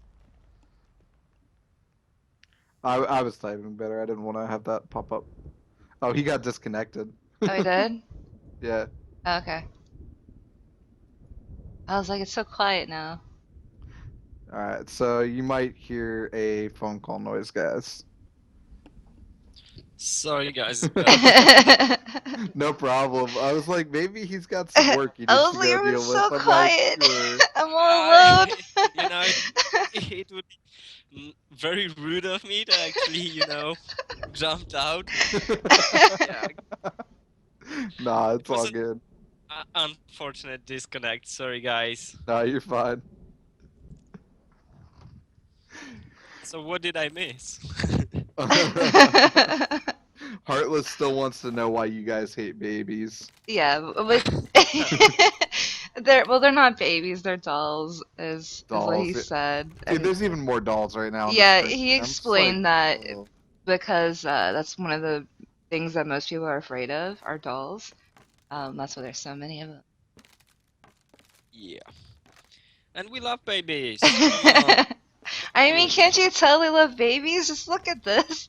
It's on a Yeah. coat rack. It's like, Just kids having fun. yeah, nothing says having fun like hanging from a coat rack by your neck.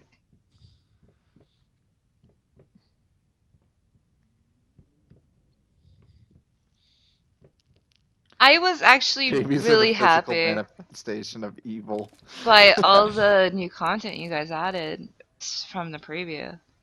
Like, because I know the preview, like, I was doing speed runs of it at one point when it was in preview. Like, I took my time. I think it took me about 3 hours in the preview. It was just, exploring everything I possibly could. And then I started seeing, I wonder how fast I can just run through this. And I believe that was, I think, like an hour or 90 minutes. Um, and now with everything, I think in my Steam version I clocked in about 8 hours Yeah. in one playthrough, which is kind of nuts. I remember talking to her, and I was talking to your PR department or Evolve or whatnot, and they're telling us, yeah, there's so much new content. It's like gonna be like 3 times what you're used to. I'm like, Bitter's telling me she can beat it in about 60 to 80 minutes, 90 minutes. And then they're like, no, it's gonna take forever. And she's like, okay, we'll try it. And I think Yeah. you did 2 runs last night when you did the Yeah, and that took full version, 6 hours. A yeah. little more than 6 hours. But I mean, there's definitely a lot of content here for anybody who is on the fence about picking it up. It's It pretty will sweet. take someone longer though if it's their first time. Yeah, especially But if they're actually trying that's someone to. that's played it 11 times. I believe we have doubled the amount of rooms we had, in the early access and game preview versions. After the patches, there were like about in the Goya patch, the previews to the final release were like there was about 70 rooms, and in that patch we have added like probably somewhat 20 rooms, and right now there is like more than 100. So the game definitely doubled in time to actually play it, and what there is to see. So yeah, it definitely expanded.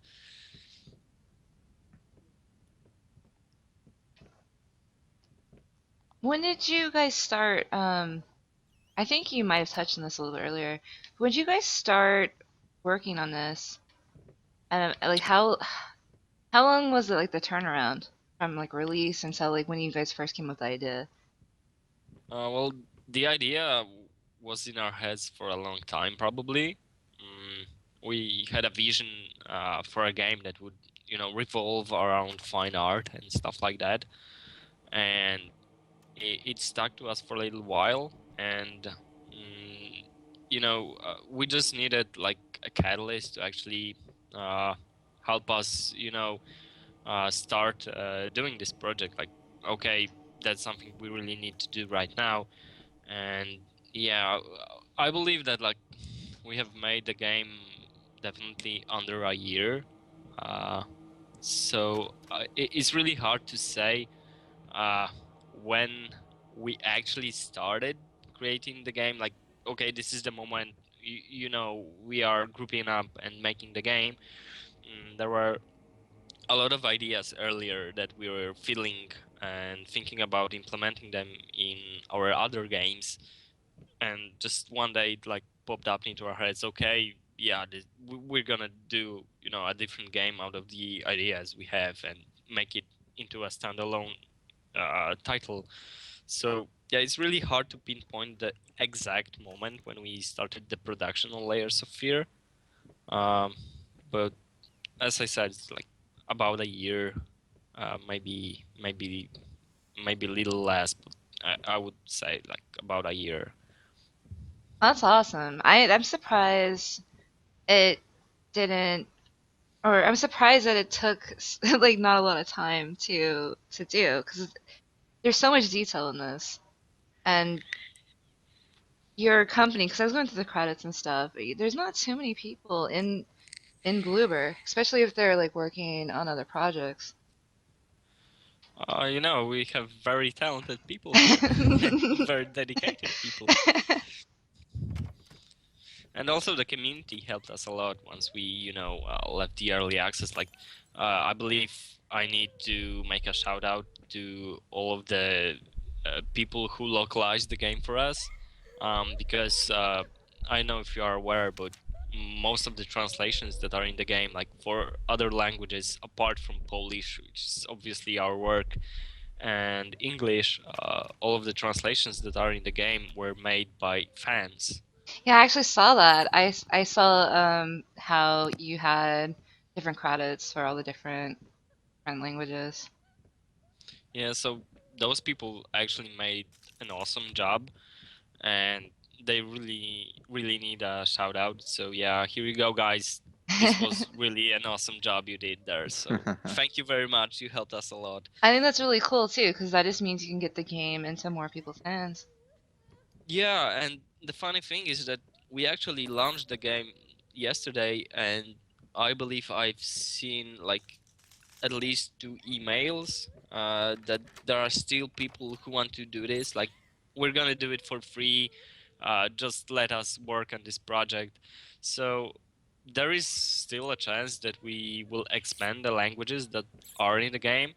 I don't know how many languages are there, but one particularly interesting is that a guy from, I believe it was Philippines, Oh, that'd be cool. actually said said that he wanted to make a translation, and if we can make it happen, then probably we will be the first game that's translated into Tagalog, which is the language Yeah. they use natively. So it's so awesome that people like that actually reach out to us and say, yeah, we want to make this happen, just let us do it. So yeah, because launching a game is a very difficult and time-consuming process. We couldn't do it earlier, but I believe after launch, when everything settles a little bit, we will make it happen and reach out to those people again and try, to make all those new translations and add them to the game. That's awesome.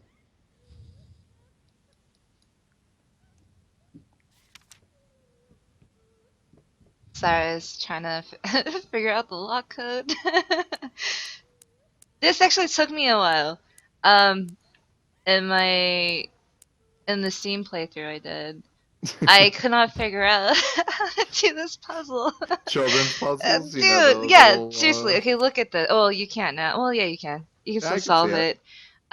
But yeah, I thought maybe the numbers and the colors had to match, and I was like trying to figure out like, or maybe it's one of each, but I didn't. I'm not gonna say what the actual how to solve it is, but it took me a while. It did. I'm special, okay? So yeah, I once played either, but yeah, a lot of people have problems with this puzzle, and we're quite okay with it, because yeah, it has a deeper meaning actually, this puzzle, to the plot, and how you can perceive the game. So no spoilers here from me, but yeah. I noticed it changes too, which is really cool. Yes, it does. Also, because I haven't been starting a new Don't game walk every into the time, light. and I've been too late, Cain. I know. Because I forgot what I was gonna say now. Thank you. I really don't know what I was gonna say. I forgot. Sorry. Good night, Pam. Good night, Pam. I hope you sleep real tight. Sleep Yeah. tight. After all the flashbacks, you probably come back in like 15 minutes. I can't sleep. Yeah, I believe it.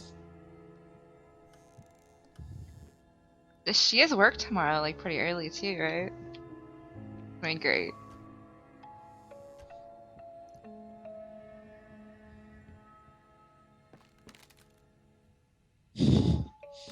Sorry, Pam. Nightmares forever.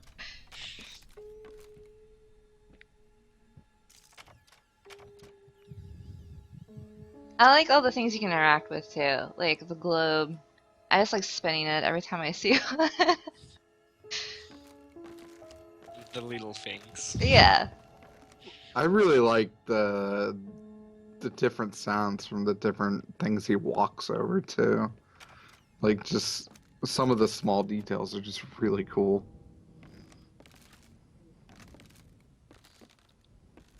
I wonder what ending I'm gonna get.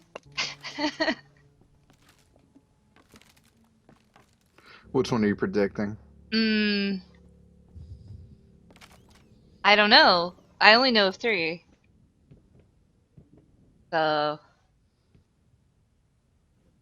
I think my favorite is the first one I got. Mm-hmm. Like the the narcissistic one. I don't know how else to describe that one.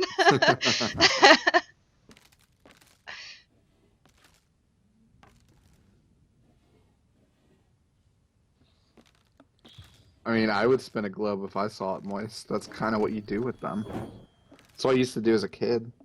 Yeah, I actually still have like an old ass globe and I still spin it. Like my great grandparents had one. Every time I would go over, I'd just like spin it as fast as I can, and I'd yelled at by my mom. I can do that too.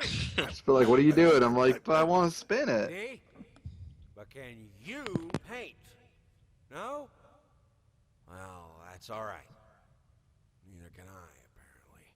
And this has been like rolling around my mind too for the past couple of days is what happened to my dog. Yeah. I won't spoil it. Yeah, I don't want you to answer it, but it's like all these things just have been in my mind. It's just like, where's my dog at? There's an answer to that question, actually. Is it in the But- game?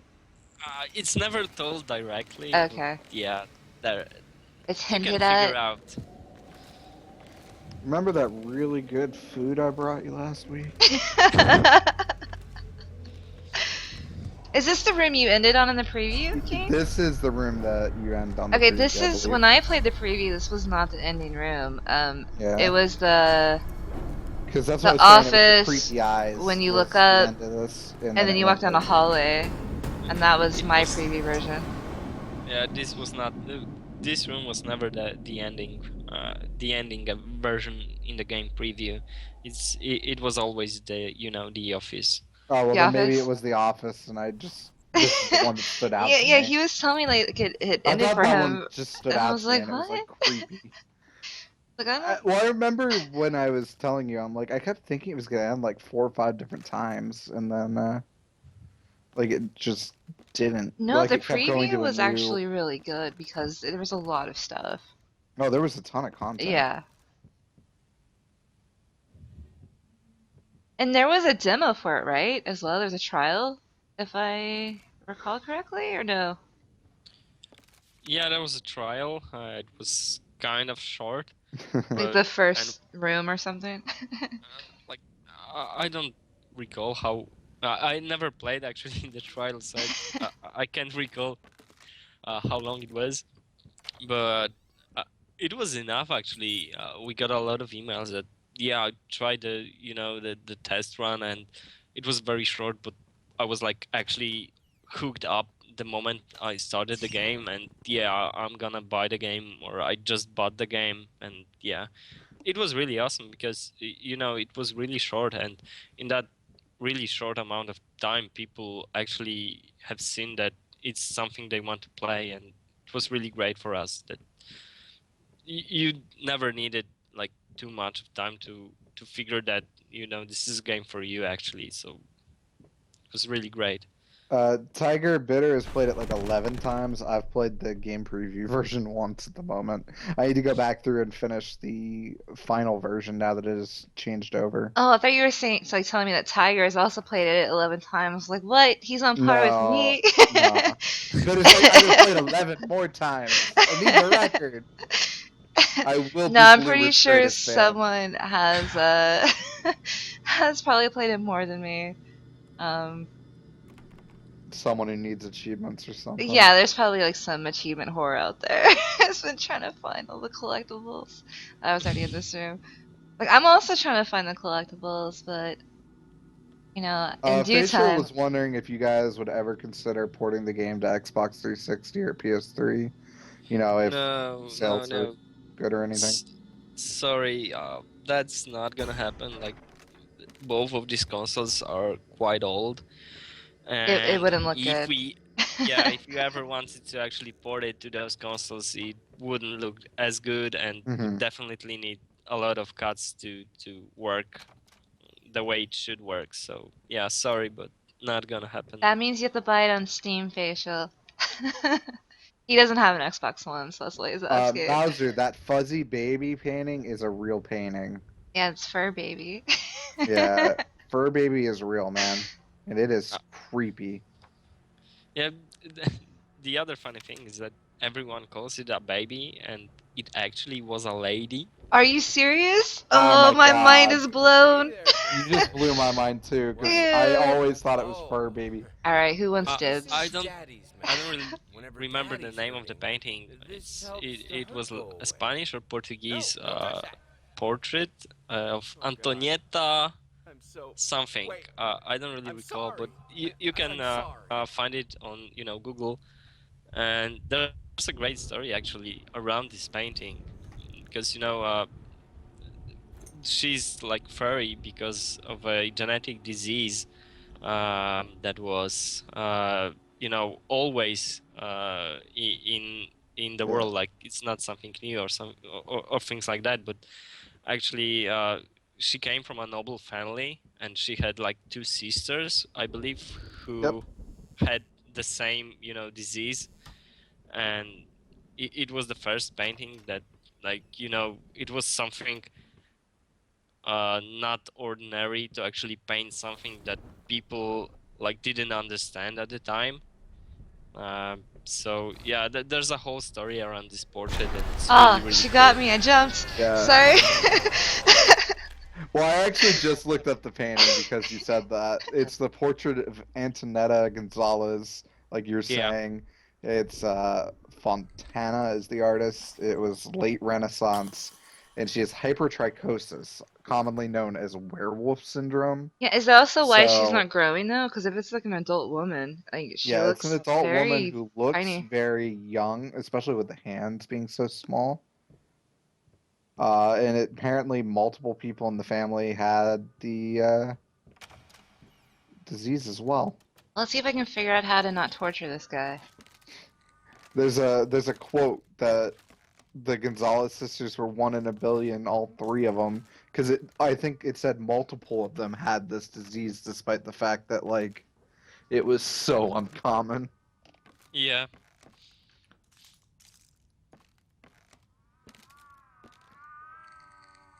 It's creepy. This sound that comes from this hole is the creepiest. I remember It this. reminds me of Definitely like sounded a creepy. melting voice box or something, you know? Because I remember pulling on the chains. Yeah. I may spoil it a little bit for you. I believe you had to find an item in the previous room to actually use it on the door to Oh, actually did I walk lose through it because I died?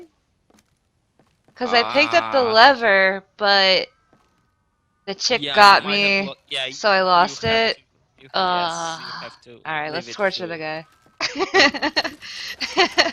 I smell a 13th play over. He doesn't even think he's gonna get it. Alright, cool. A royal werewolf, a posh wolf. I agree. Posh wolf That's is fine. that's a good name for that painting.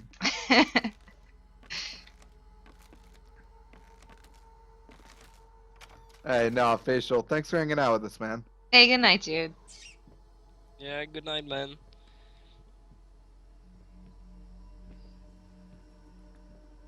No, and we'll be posting this on YouTube and whatnot, and then posting it on the website as well. So I'm sure for people who weren't able to stay up at 3 a.m. to watch this live, they're gonna be able to catch it. Is there anything you wanted to plug or anything? Like social media or any announcements you wanted to make? Yeah, it would be great that you actually, point people to our Twitter and Facebook channels, and probably also YouTube. I don't know if you have seen, our launch trailer that we have launched a few hours ago. Oh, if it was a few hours ago, no, I have not. Well, It's it was like ludicrous. maybe half a day ago or something like that. Okay. I Like just can't you're take still it up anymore. from the Might launch as well day. just let It's like both another my day for arms me. So broken. Well, I actually yeah. haven't really slept. Like I maybe slept maybe an hour or two since I I was streamed gonna this say, for I don't 6 think hours either last of us have night. slept since you did that. Yeah, and I'm still awake, so It's a weird day for us. yeah. Yeah, but I really would love to people to see the launch trailer because we believe it's really great, and the guy who made it actually was very fond of what he has created, and we were very happy to see the outcome. And it might be the best trailer that we had for Layers of Fear up to this moment. So it would be great if you could share it. Because a Uh, lot of love went to it. if the guy from Bloober in chat has links to it, we can permit him if he wants to post it. And I actually jumped again when you were talking, so that's twice now during this, and I knew that was coming both times, and it's gotten me. So Bitter's still jumping Hidden Chaos, so we agree with you. Yeah. Now, if my connection doesn't, you know, disconnect me again, I might be able to paste it to the chat. Sweet. Yeah, I have it. we'd have to permit whoever's gonna post it.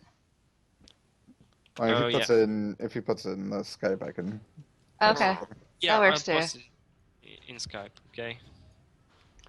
Sweet.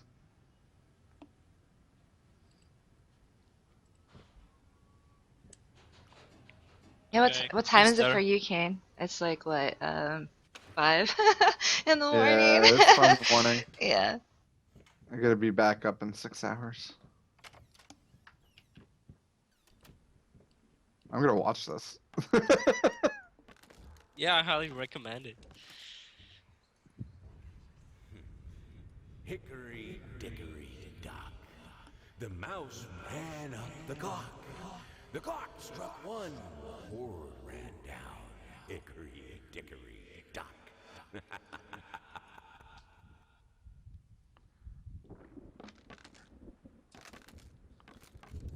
So far I found um about 5 new things this run. So that's cool. I'm always really excited when I find like a new secret or like a new room. Like when I found that deer room, I was so happy. God, this is creepy.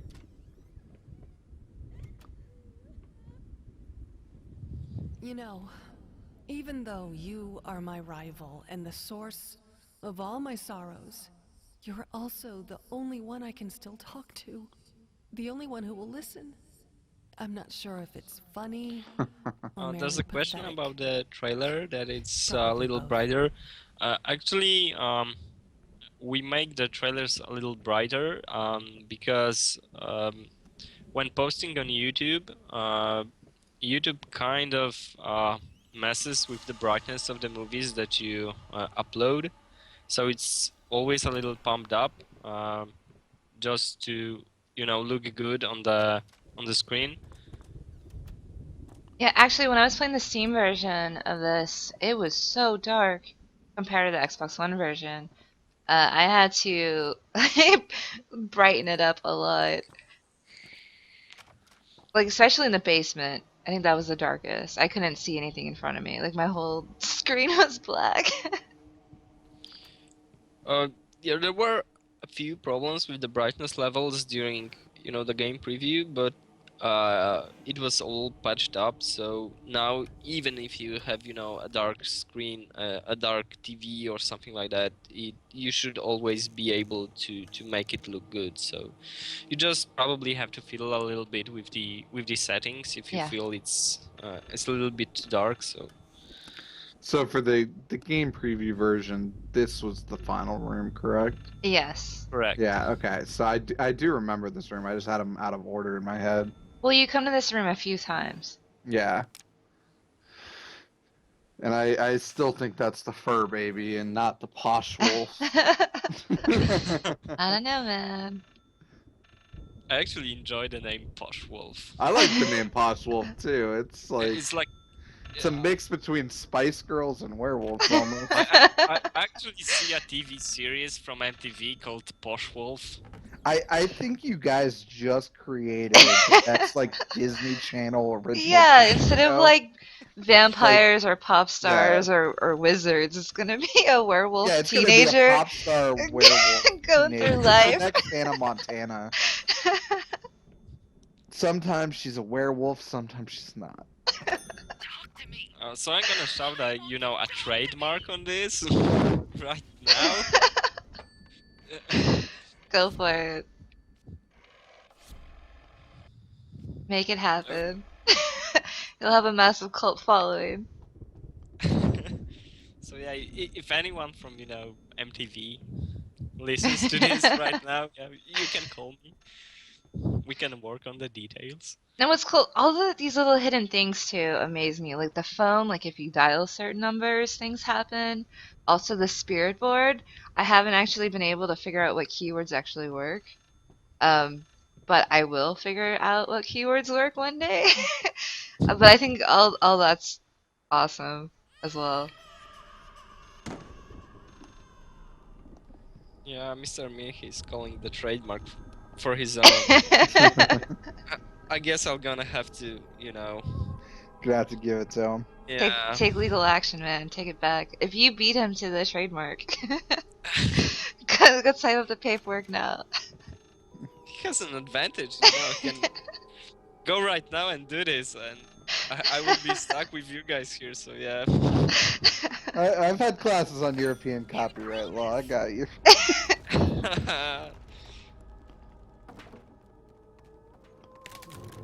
When I first, because I played through the preview a bunch, so when I finally got past that hallway, and this is what I saw, my jaw was just dropped to the floor. It's more than I ever dreamed it would be. This setting right here is just really cool. Like it reminds me of like Those paintings, a right? creepy version of like almost the Harry Potter castle. Oh, well, I was thinking of, in like Labyrinth, Yeah, the stairs and all that, and then Yeah, also that one artist's work. Escher paintings Yeah. and stuff. That's Yeah. what I was saying. It reminded me of. Whoa, no wall. That's an idea, Hogwarts of Fear. Yeah, there you go. It never has. It never will. That would be a trippy game. Like, you guys come up with the greatest ideas for Yeah. the next super game installment. Harry Potter and the Posh Wolf and the Labyrinth. Harry of Posh Hogwarts of Wolf. Fear. There you go. You guys, we've got your next game on lock. You guys just got to get the ridiculous licensing that would take. Yeah. Oh, Well, I messed up. if we sell like 5 million copies of Layers of Fear, that might happen. All right, guys. If you want Harry Potter and the Posh Wolf, you need to buy like 14 copies. Yeah, Each. go for it, guys. We want to make the game. Oh, I had a question about your pricing on the game. So I believe I only purchased it for 7 something on an Xbox, and then it arose to 12 something. If you Yeah. bought it later on, and I noticed, but on Steam though, it's $20. Is the Xbox price gonna go up? Yeah, like the initial price was like an incentive for people to actually buy the game and help us develop it. It was like a kind of a prize to people who would Who be take a willing chance? to Yeah. take a chance and buy a game preview game and stuff like that. And from the beginning, we were saying that the more content we add, the price will go up. So if you want to get in the game, it's best to actually buy it now because the price will go up. So right now the game is priced for $99 and euros on all platforms. So yeah, the guys who actually wanted to help us out earlier um, were were kind of rewarded because of the lower price and of course the ability to actually have a influence on the game itself. Yeah, what's cool about the preview program too is if you are kind of taking a chance or a risk. What if you don't like it? But they usually do have a trial or a preview, but the price won't go up later on, I needed something to add which is how awesome. should I put it? But A finger. Yeah, I needed a those finger. games Chopped it more or off less are easily made with like sawing a leg, fewer washed people, it, dried it in an oven, or fell the other asleep, way almost around, like burned from it. a very very big Will I company. manage to pull We this are off? still kind of small, so earning from the games is something that we must do right now because we won't be able to create not another installment of the game like future titles without actually earning from the ones we have. So if we could, we'd probably be happy to sell it for like $5 or something like that, just to throw away the idea to the people to actually see the game and enjoy it. But that's not how the world works yeah. actually. So No, I actually no. I like how because it's not finished yet, it's at a lower price, and then as you add more content, it increases. I think that's a cool way to do it. we thought it was fair actually to people. uh, I remember when we went to early access for the first time, people who first played the game actually commented that the game looks like a AAA title and you sell it for like $8. Yeah. Oh my god, what's Yeah. wrong with you Yeah, guys? exactly. That's what I was thinking when I first What's played it. I'm wrong with like, this why is game? It's this eight only seven dollars. dollars? Yeah. This is like this game to me was better than like I don't know what was the AAA title that came out. I'm not gonna say Fallout, but what was another game that came out? Like It it just was needs some better better than games. that. So why is this only seven something when you guys could like sell this for 40?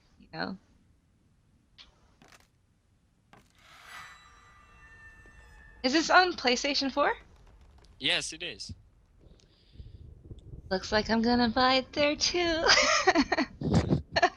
Have it on all three platforms. 12 more to go and we are you know And they could do starting Harry to Potter. think of the plot for the Posh Wolf game. Facial's already figured out how to get past the licensing issue. We're just gonna call it Harry Posher, and it's gonna now be a parody. And it will be No, about that painting. no, we don't want to make parodies. It would be a very dark and gritty game. Yeah, this painting right here is actually very cool, and this is actually a piece that I would love to actually have in my home. You guys should totally sell prints so I could buy them and put them all around my house. Yeah, we'll remember about People it. are gonna be a little afraid of Bitter's house. And I think that's her goal. I don't think, She well, they likes don't to know keep them me, out. but fun fact, on my coffee table, I have a neon green chainsaw as a centerpiece. That's cool.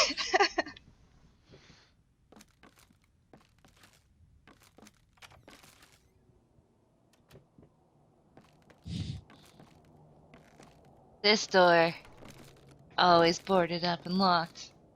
Yeah, I think it definitely did stand out from other Greenlight horror games.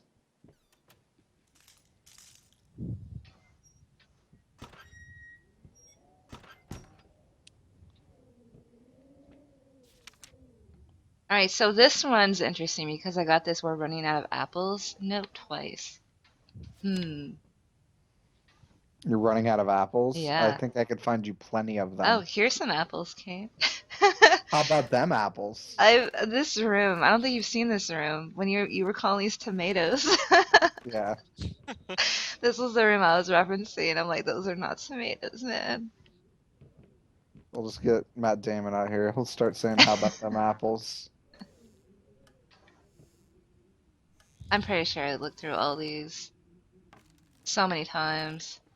I'm just hoping one day that something new will pop up. Tiger, I think he's referencing the fact that there are a lot of different horror games on Steam Greenlight.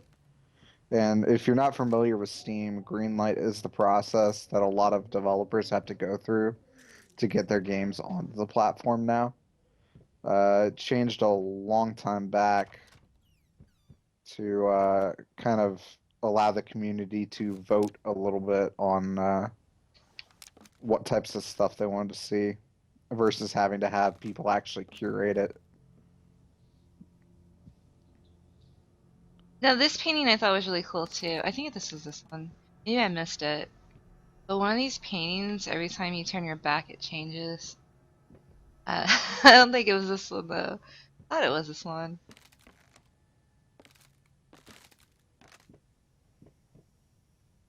Yeah, it's not doing it. No, that's the same. This was cool too. This I Yeah. think was super sexy. That's what Bitter was talking about earlier, Tiger, is that, like, this game is in a much, I would say, different ecosystem on a console because there aren't as many horror games. That picture is creepy, by the way. No, it's sexy. It's like that, like, almost snake mouth kind of creeps me out. You know you wanna make out with her. Oh, yeah. Exactly. Bitter knows exactly what turns me on. Explaining this to me? Yeah, I believe I have to hook Bitter up Care to with tell me how Mr. it got in Me. my work? They would have a lot of things to talk about. We both know it couldn't have gotten there on its own.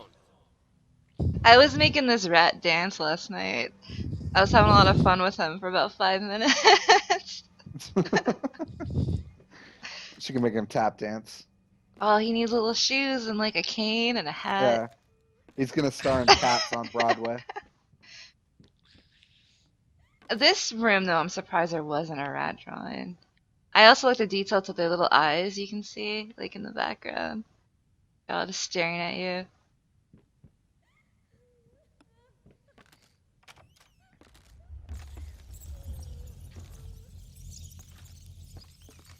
Don't let yourself on fire.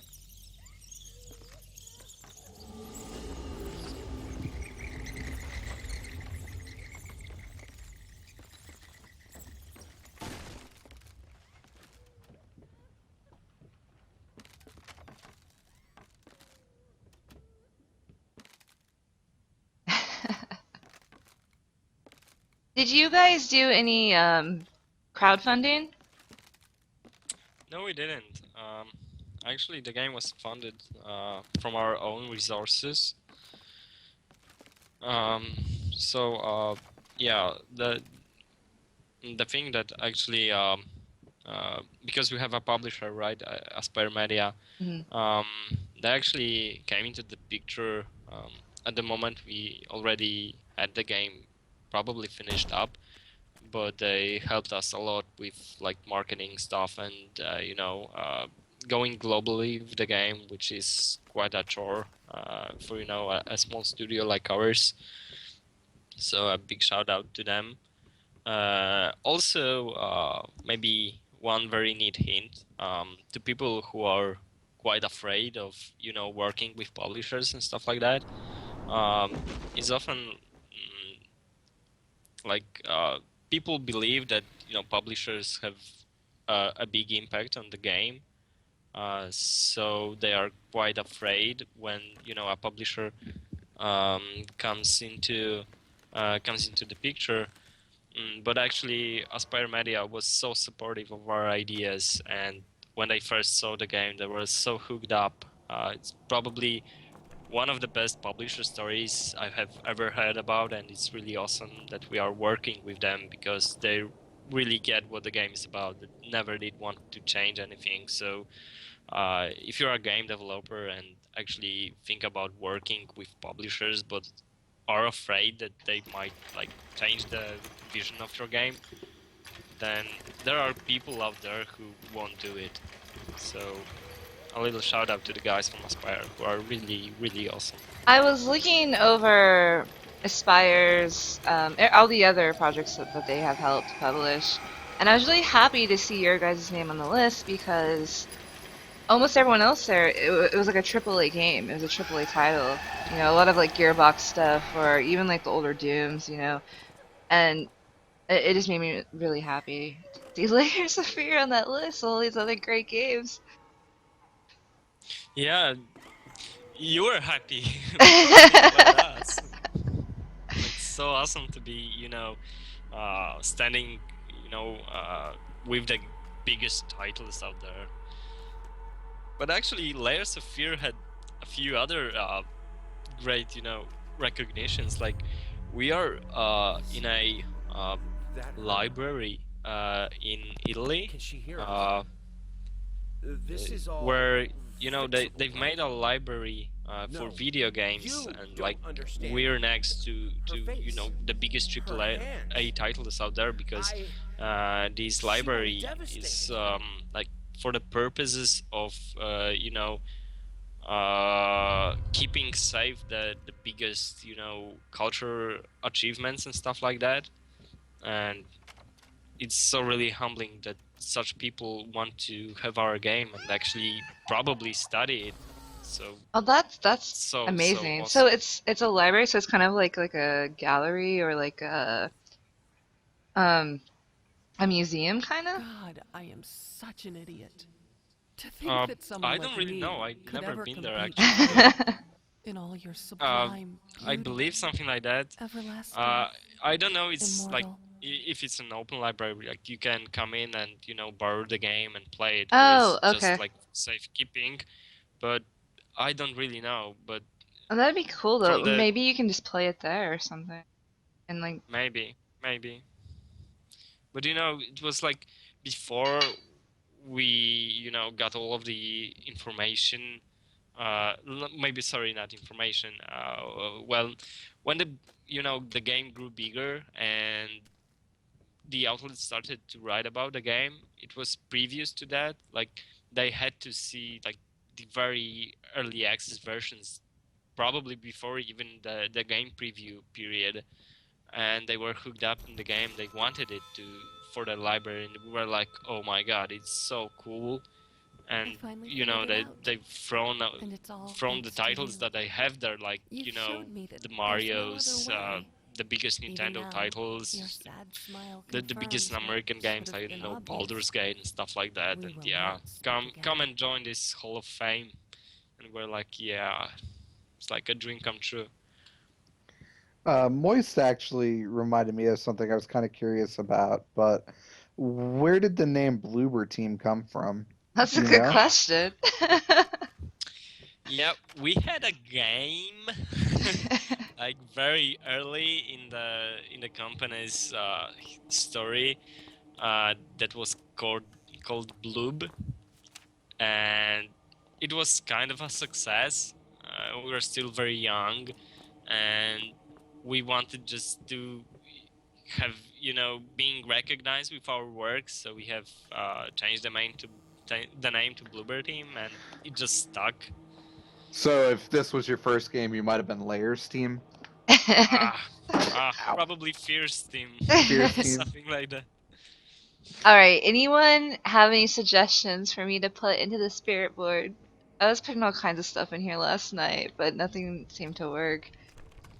Uh, Okay, so Actually, I won't spoil you the fun of figuring it out, but there's a hint what to do there. It's not.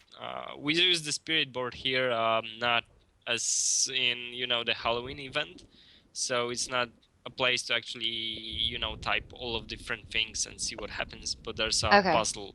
Well, yeah. Yeah. Okay. So I know it's a phone number then, because that's 10 digits. I just maybe I missed a key or something, and the other 4 digits is somewhere else. But I figured like there's the first half of the number, and then the other 4 digits I had to figure it out, or it was somewhere, but I missed it. You're close. You should remember those two numbers that are here, the 363 and the oh, you used those earlier. So the 363 was the Yeah. first room, the But what were the 853 is other the 4 other. So there's digits? another one. Yeah, you Um, miss another one that you have to remember so you, actually. Okay. so All that's right. what it So is. I'll You have have to to redo this remember it. room then. I'll have to come back to you. You will be mine. I'll figure you out. Yeah, I think Facial's right. It's pleb. It's pleb. We were trying all kinds of different, like, four-letter words with the phone number.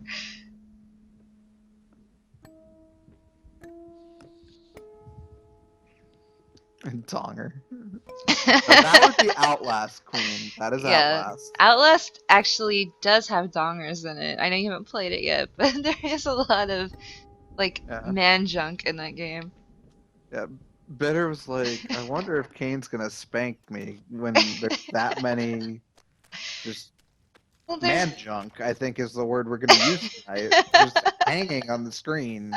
Yeah. So I just like walked in and all of a sudden I'm like, what is going on this channel?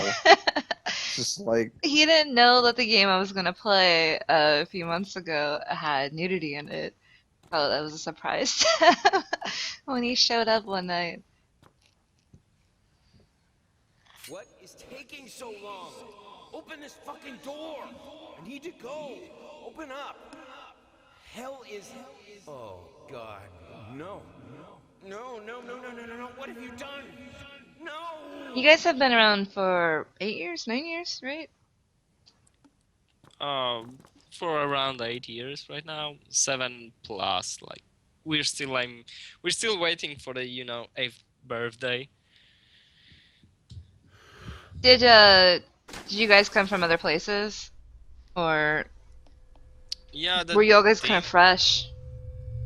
the team changed a little bit, but right now we have a decent number of really veteran game developers, like people who worked on games like the Witcher, right? There's a running joke here in Poland that every company out there just says, yeah, we have people who worked on The Witcher, and that's that. Yeah, we have those people here as well, but also people who work like in Two Worlds, on games like Two Worlds, people who previously worked at Techland, like in games like Call of Juarez games and stuff like that. So I noticed the other PR guy, he worked for another company and then he came to Bloober and now he's back at the other company. you're referring to Mike? Michael? Yeah. Yeah, well, he actually, he worked in Bloober for a while. We have a sister company that's called iFun for All. Oh, so you guys are tied together. Okay. Yeah, we're I was tied like, together. what? He became the CEO of the iFun for All right now, so... Oh, good for him. Yeah, and I would strongly recommend playing their games. It's like different type of a game, but they are so really cool. Like, they make games, smaller games because it's a way smaller studio, but those games are really, you start playing them and you get hooked up really fast, and they are not those easy type of games. You really have to, put an effort to actually finish them. Had to bear witness. So, I couldn't just look yeah. at my own work. I highly recommend Art iFun for and All if you the want artist a good needed arcade an game to play. audience. Yeah. A critical Kind of eye on that same things. note, you obviously knew what I mentioned, had to do. Two Worlds, I gouged it, The Witcher, scooped and it up like ice Techland, cream, companies and felt like a franchises from a Poland monster, but at that least there was have, to come in something my opinion, beautiful from this drastically filth. improved over the past 5 or so years. Are there any other companies out there that you think people should be watching that are producing really cool stuff? Because I know that I've heard from a lot of people that area and region is very up and coming, and that there's going to be other companies, like Bloober, who are producing awesome games that people may not be as aware of yet, at least in America. Yeah, to be sure, like Poland is growing really, really fast when it comes to game development. Like you probably have heard about, Flying Wild Hog, the guys who made Shadow Warrior. Mm-hmm. The remake. They are doing the second one right now. They are working with Devolver Digital, Mhm. which is probably the biggest publisher of indie games right now.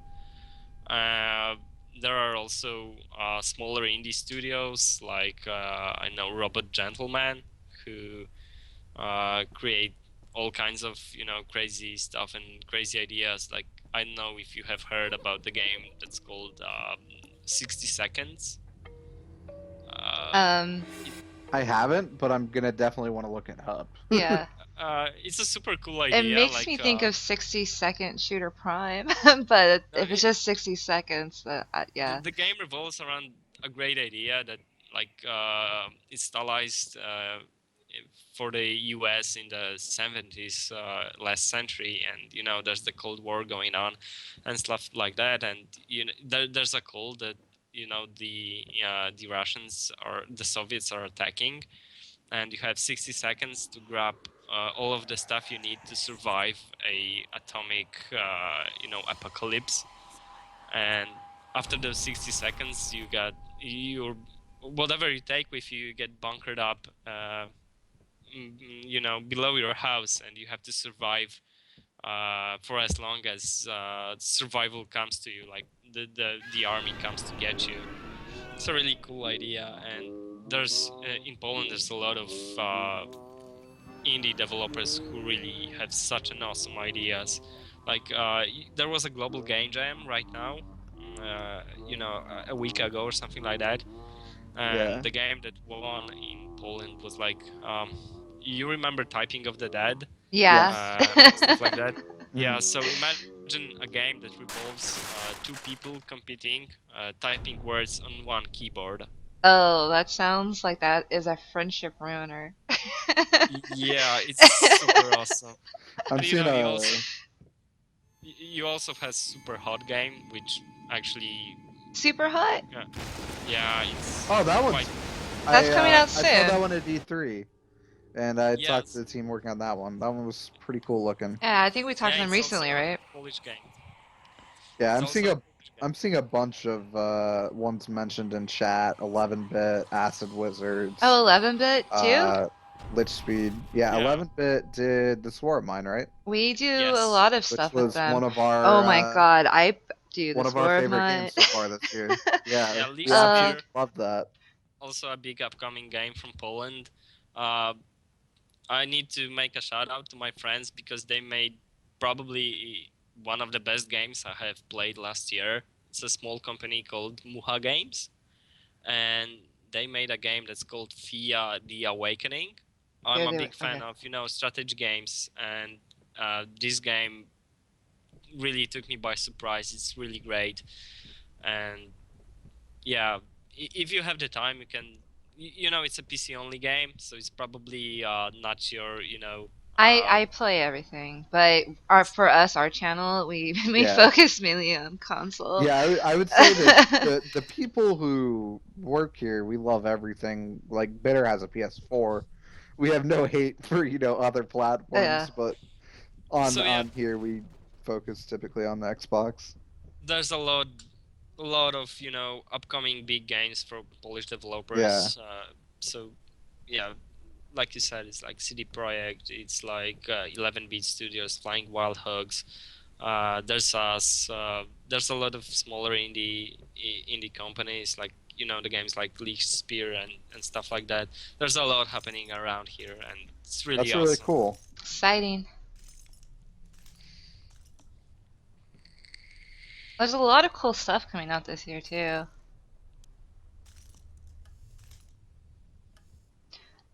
What made was it up to you guys to decide that you guys wanted to do preview at the end of 2015 and then do a full release in 2016? We had an incomplete game last year. We wanted to like finish it in 3 months or stuff like that. But once we started the work, and we've seen how much of good we can make it to the game, how much better it can look and move and work.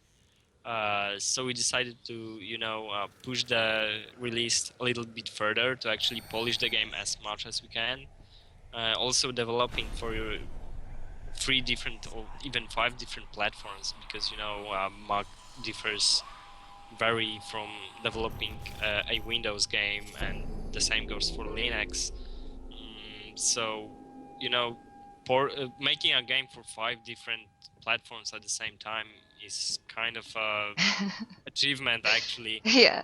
So yeah, it all summed up like moving the launch a little bit further in the future, but we are very happy that we've managed it, and we are very happy about the versions that we have created, so that everyone almost can, you know, witness the game and have some fun with it, and a good scare actually. Good night, Moist. Okay, this top in this in this safe. Am I supposed to be able to pick it up? Cause I can't, and I want to grab it and Is touch it it. still spinning? But this top has been following me around this game, various rooms. I've been watching it, and it is still spinning. I saw someone tried to say that was a Inception reference to reference. Inception. Yeah, Yeah. but I want to pick you up. It won't let me. I won't spoil the fun. But to be honest, I don't really remember. You would have to ask Mr. Nick in the chat. Sorry. That's fine. It I like it really figuring sounds things bad out. from you know a person who's talking about the game, but actually there's so much stuff in this game that I don't really probably How many can't times have you remember. personally played it? Yeah, I've played it, but I've never actually, you know, Yeah. gathered everything in the game. Okay, so you probably only played through it once. Fully to actually finish the game on the launch, because you know I've played a lot of the game like in the early Yeah. stages. Yeah. But for the launch, I've played like 2 times right now. So yeah, it's, you know, if you see the game like every day, because Yeah, oh, Mhm. I could working understand. in one place, you believe that you know everything about the game, and then you come to a stream like this and someone says, oh, okay, here's a toy, I know I can do something with it, but you know, I don't know what to do with it, can you help me? And I'm like, yeah, Well, I'm not I know expecting I you to see help this me. toy, and yeah, Yeah, it's really difficult. I think Bitter'd almost be disappointed if you helped her. I think Yeah. she just wants to know if she should try. Yeah, like I want to know if I'm wasting my time trying to pick this thing up or trying to figure out what I can do with it. If I actually can do anything with it. 'Cause otherwise I'm gonna be here for like 3 years trying to dig it out.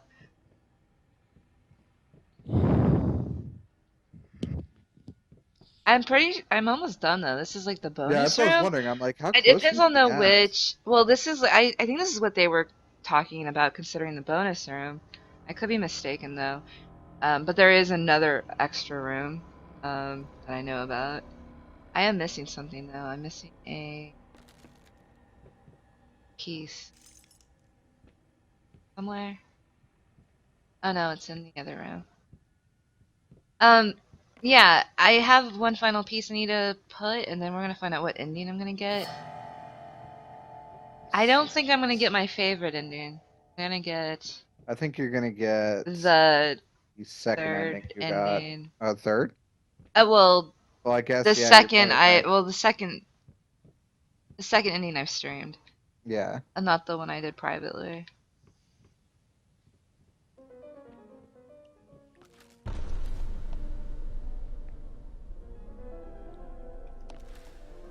Never Who thought I'd knows? actually miss Posh Wolf. Her baby. I think we started calling that too, because in like the achievement text, I think that's what he's referred to as, is fur baby. Oh, really? Yeah. It's Hey, Fur night, Boy. Hennessy. It's actually called Fur Boy, Fur as far as boy. I recall. Okay. Yeah, and it also has a story when it's called like that, because when we released the early access game, a lot of streamers actually got hooked up on the game, and someone, I don't really remember the channel, I probably should, but I don't, sorry. But someone called it a fur boy and actually made a thing out of it. So we thought, yeah, this kind of is cool, and we use that like for the achievements. Like everybody knows what we're talking about by saying fur boy or fur baby. Yeah. Like everyone knows what it's referring to. So yeah. Alright, let's find out what ending we got. Some pieces still left to I find. know, it's gonna drive me crazy. I'm missing 2 rats and a few of the journal pieces. Well, you know, one of the things is probably with that, the code that you Maybe, I hope just need to so. remember. It is. Oh, okay. I will find it. No sleep for me. 6.5 hours later. Okay, yeah, this is gonna be Yes, the third that's it. ending that I found. I thought that one was kind of cool. Beautiful. This is the one I got this morning that you were watching Perfect. Yeah, I watched with the this one. bonus room. Just like I always imagined. What? She's so purty. What is this? I don't I understand. kind of think she looks better with the No. droopy eye and the scarred face. Well, I figured there'd be the 35 This second one delay. actually is my That's why I favorite. said that. Is the when she's all bloody and there's like holes in her, like. This Mm. time, I almost That had it. smirk is kind of creepy.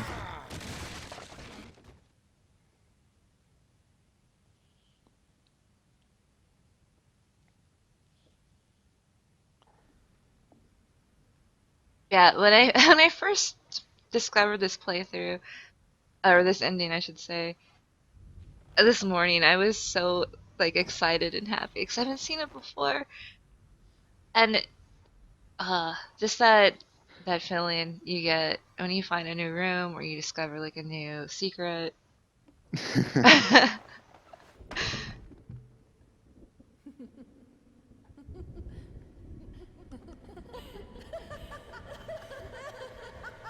I'm still wondering how I can replicate my first ending.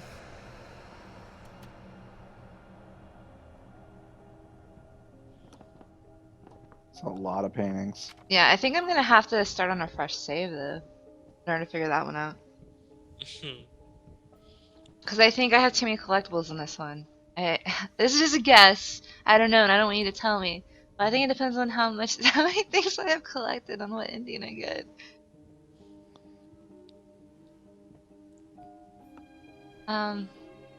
I don't think there was really anything here except for No. the journal, right? Yeah, I remember watching this you is this kind of go room. through. It all makes sense now. Oh, this is the one though too. What I really liked that I noticed this morning is in the kitchen. That door is all bricked off now, and there's tons of air fresheners, as if someone or something is buried behind it, and you're trying to make it like not smell anymore. And I'm like, oh yes, I wonder what's buried back there.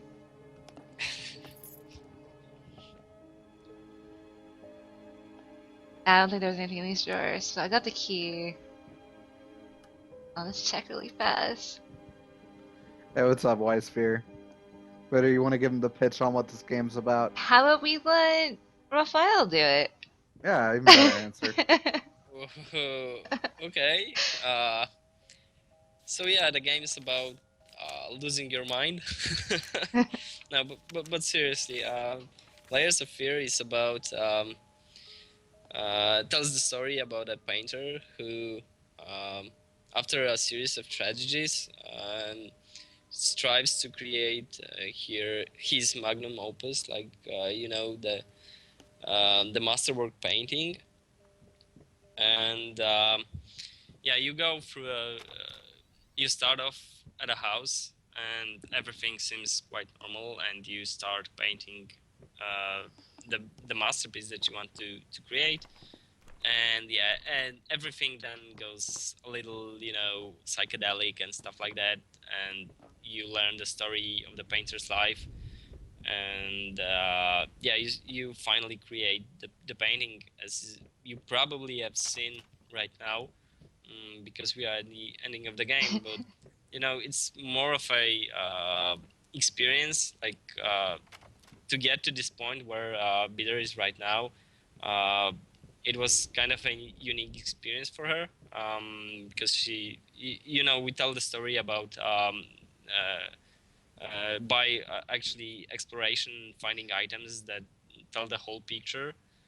So by exploration and looking and being interested in the story, each time you probably find something else, and that which expands the story for you. So um, to, to tell it very short, it's a game about figuring out what has happened to the protagonist, and finishing, the masterwork painting. So that's a big summary. Probably Bitter would could tell you a little more about the game from her Uh, point of view, well, because I've played I'm it too. I've played it 11 times now, maybe 12. I don't even know. yeah. Um, okay, well, you can't really. I really do like how you guys use the word psychedelic to describe this game. I thought that was No, really interesting. actually, it was something that I devised, because the first time the guys showed me the game, I was like playing in a highly lit room, sunlight and stuff like that, and I was not that scared of the game back then. Uh, it was still unnerving and stuff like that, but the first thing that popped in my head while playing the game was, wow, this game is so trippy, and it's really got some psychedelic elements that are really, really great. And it stuck to the team, and we believe that saying that this is a psychological psychedelic game uh, made a lot more sense than saying that this is just a psychological horror game, stuff Yeah. like that. No, I think it describes it perfectly because that's what it really is. You know, your character, he don't know if he's like schizophrenic or he's tripping balls. Oh, I got an achievement? Finishing touch. Huh. I wonder why I haven't popped that one before. And I got another one? Start over. Witnessed all outcomes, but I've already seen this one. Hmm. That's It's weird. probably a lot I you will I think see in the game. I think your achievements are busted on Xbox One. Cause I saw two of the same endings. That's uh, fine. but you might have discovered something which you haven't discovered earlier, and it Oh, will maybe. sum it up if The you other discover thing it you in the game. haven't discovered, Bitter, is that this game is so trippy Oh, that it it knows is. that you've played it 11 times on multiple different platforms, and that you have discovered all the endings. It's just that Maybe. far in your head. Oh, dude, is this real life? Am I dreaming? Yeah, you're actually dreaming right now. That's why the top was spinning. So you It can all wake makes up in sense. a little bit. But Well, that I think was Layers of Fear. And yeah, so I think we're gonna wrap up. I oh, just want to there's a guy named Jeff Queso.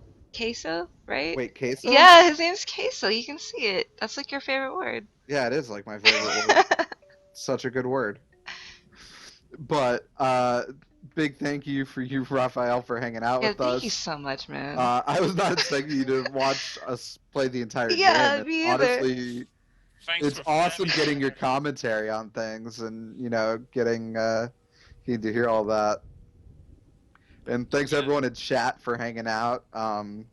We definitely recommend checking this game out. Oh yeah, I for sure. know Everyone go it's buy it right now. again, Bitter has said this a couple times. It's like already on her like game of the year It short was my game list. of the year of 2015 before it was even fully released. So instead, I voted for Smite and Quest of Dungeons Yeah, because Aw. because I couldn't. He wouldn't let me vote for you could have got Layers. Bitter's two favorite games from last year for $7 combined. That's pretty impressive. It is actually. But yeah, there will be a vote this year probably. So yeah, remember about Layers of Fear. Oh, I doubt she's gonna forget. Yeah, how can you forget this? This is something that stays with you for a lifetime. That's great to hear. Thank Really. you, Mr. Meh. I think I don't know if I'm saying your name right. Mr. Meh. Thanks for hanging out in chat. And then thanks again, Raphael. Yeah, and Facial, you should definitely pick it up, man. Even if you only pick it up on Steam or whatnot. Mm. Alright, bye guys. All right. Yeah, thanks again for having me here. It was Good night. a blast. Oh yeah, did you want to Yeah, plug good night, anything guys, else verbally before we go? I I know. mean, we'll link to I your think, social media accounts and everything, but like I said, is there anything else you wanted to say or? like, I believe I made shoutouts to everyone, but Okay. if you just came here, so yeah, thanks for supporting the game. We really love you guys, and play Layers of Fear, and yeah, play it multiple times. You won't be disappointed by the replayability value of the game. So yeah, thanks again. Awesome. Alright, bye guys. See you guys tomorrow. Yeah, see you guys. Later.